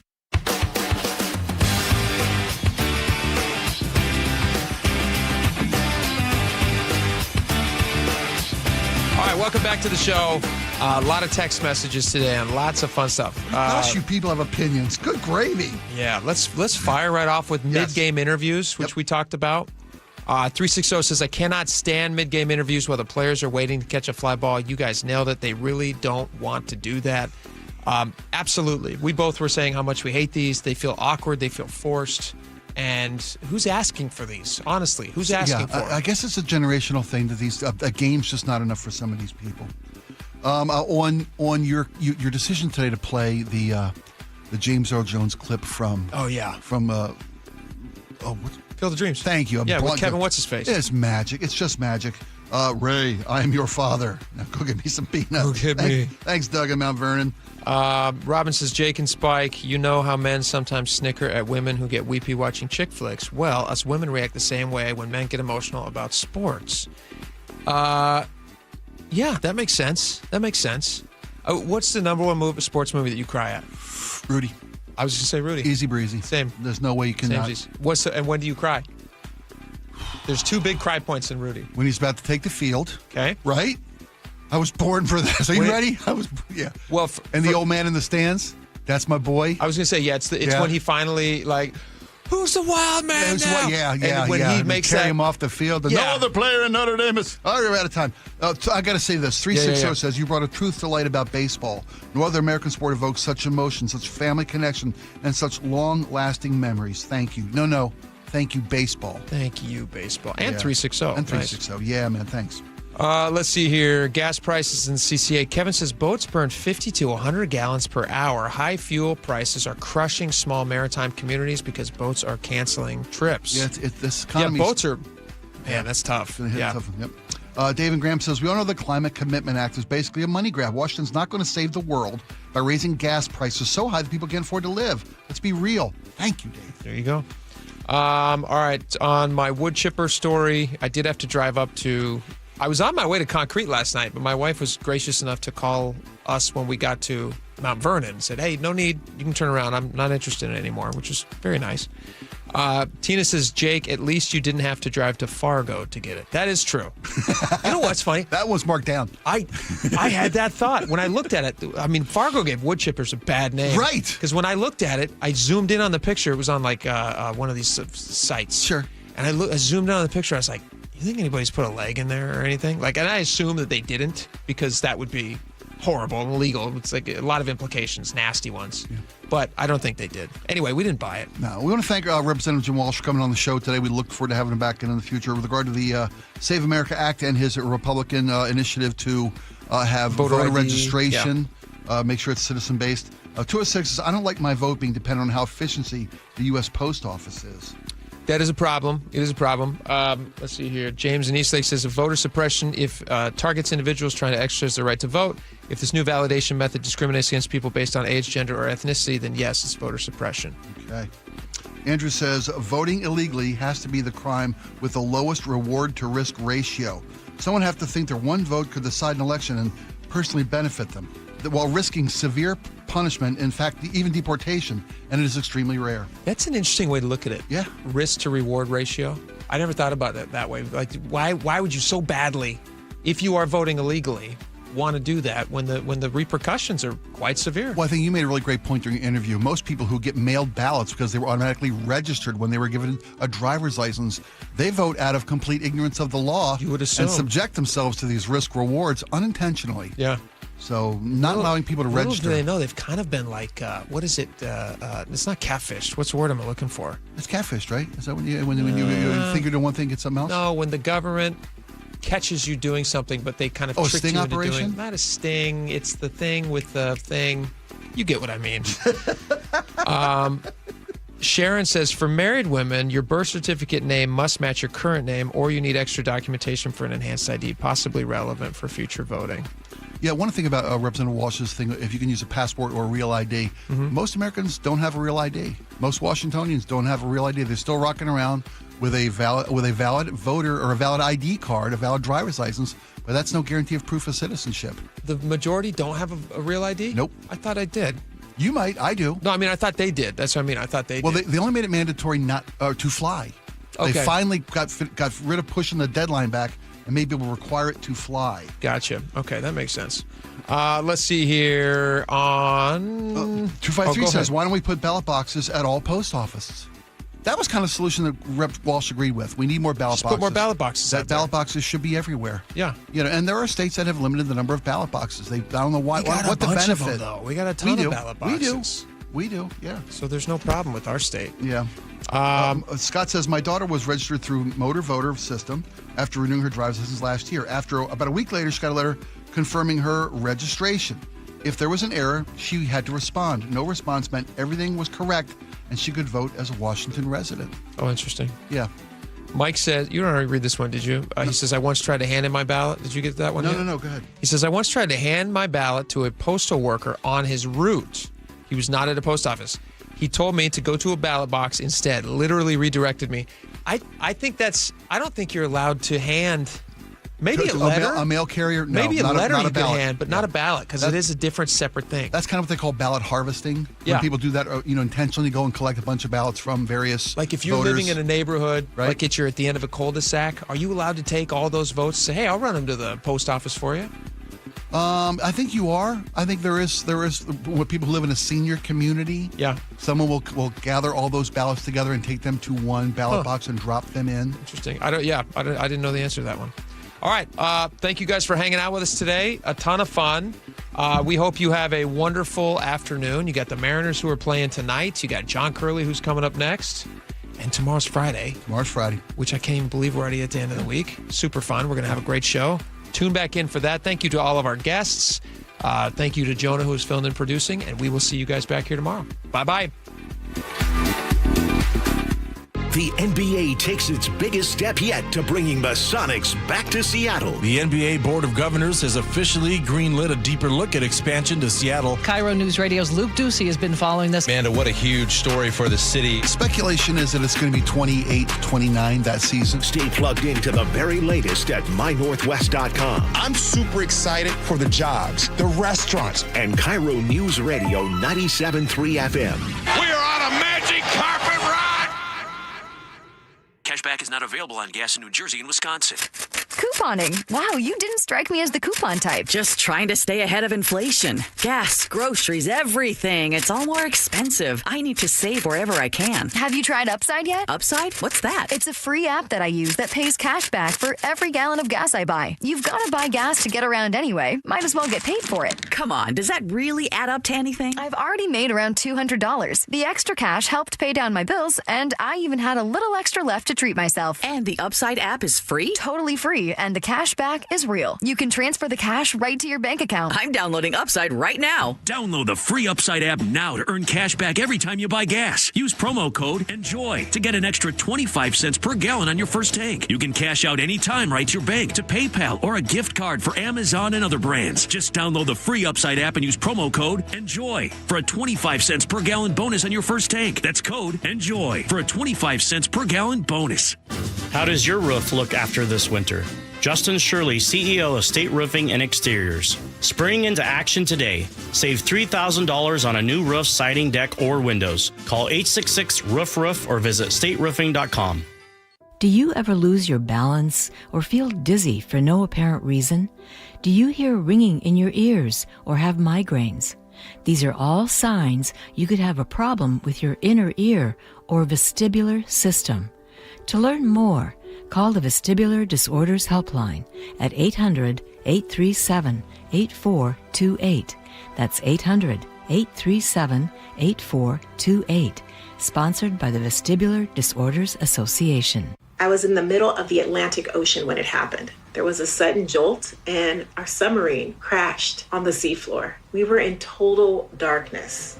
That's Dr. Dejana Figueroa, a marine biologist and STEM teacher, talking about a deep sea dive she'll never forget. It's funny, when I was a kid, I was afraid of the ocean, and there I was, 2 miles below the surface. But as a scientist, you prepare for that. Using our training and a little creativity, we fixed the sub and finished our experiments. The dive was just too important. Every dive gives us glimpses at things few people ever get to see. Glowing creatures, fiery undersea volcanoes. When we got back to the surface, I kissed the ground and called my mom, of course. But you know what? I wouldn't trade that dive for anything. Dr. Figueroa uses her passion for STEM to discover new things and make the world a better place. She can STEM, so can you. Check out She Can STEM for more stories and inspiration. A message from the Ad Council. This might be the most surprising statistic I've shared in decades of doing local news. More than 75% of commuters will be involved in a car accident at some point. JP Pendergast of Pendergast Law with more. What makes it more surprising? The average person will be involved in 3 to 4 collisions in their lifetime. With accidents unbelievably prevalent, what are some safety tips if it happens to you? Safety first. Secondary collisions are not uncommon while awaiting help. Turn on those hazards and remain in a safe place. If a bystander witnessed the accident, capture their information and encourage them to remain at the scene. Seek medical attention immediately if needed, as delaying can be a costly mistake. Lastly, remember that statements made to police and insurance adjusters can affect your case. Collisions are more common than we'd like to think. If you find yourself in one, follow these helpful tips and then call my friend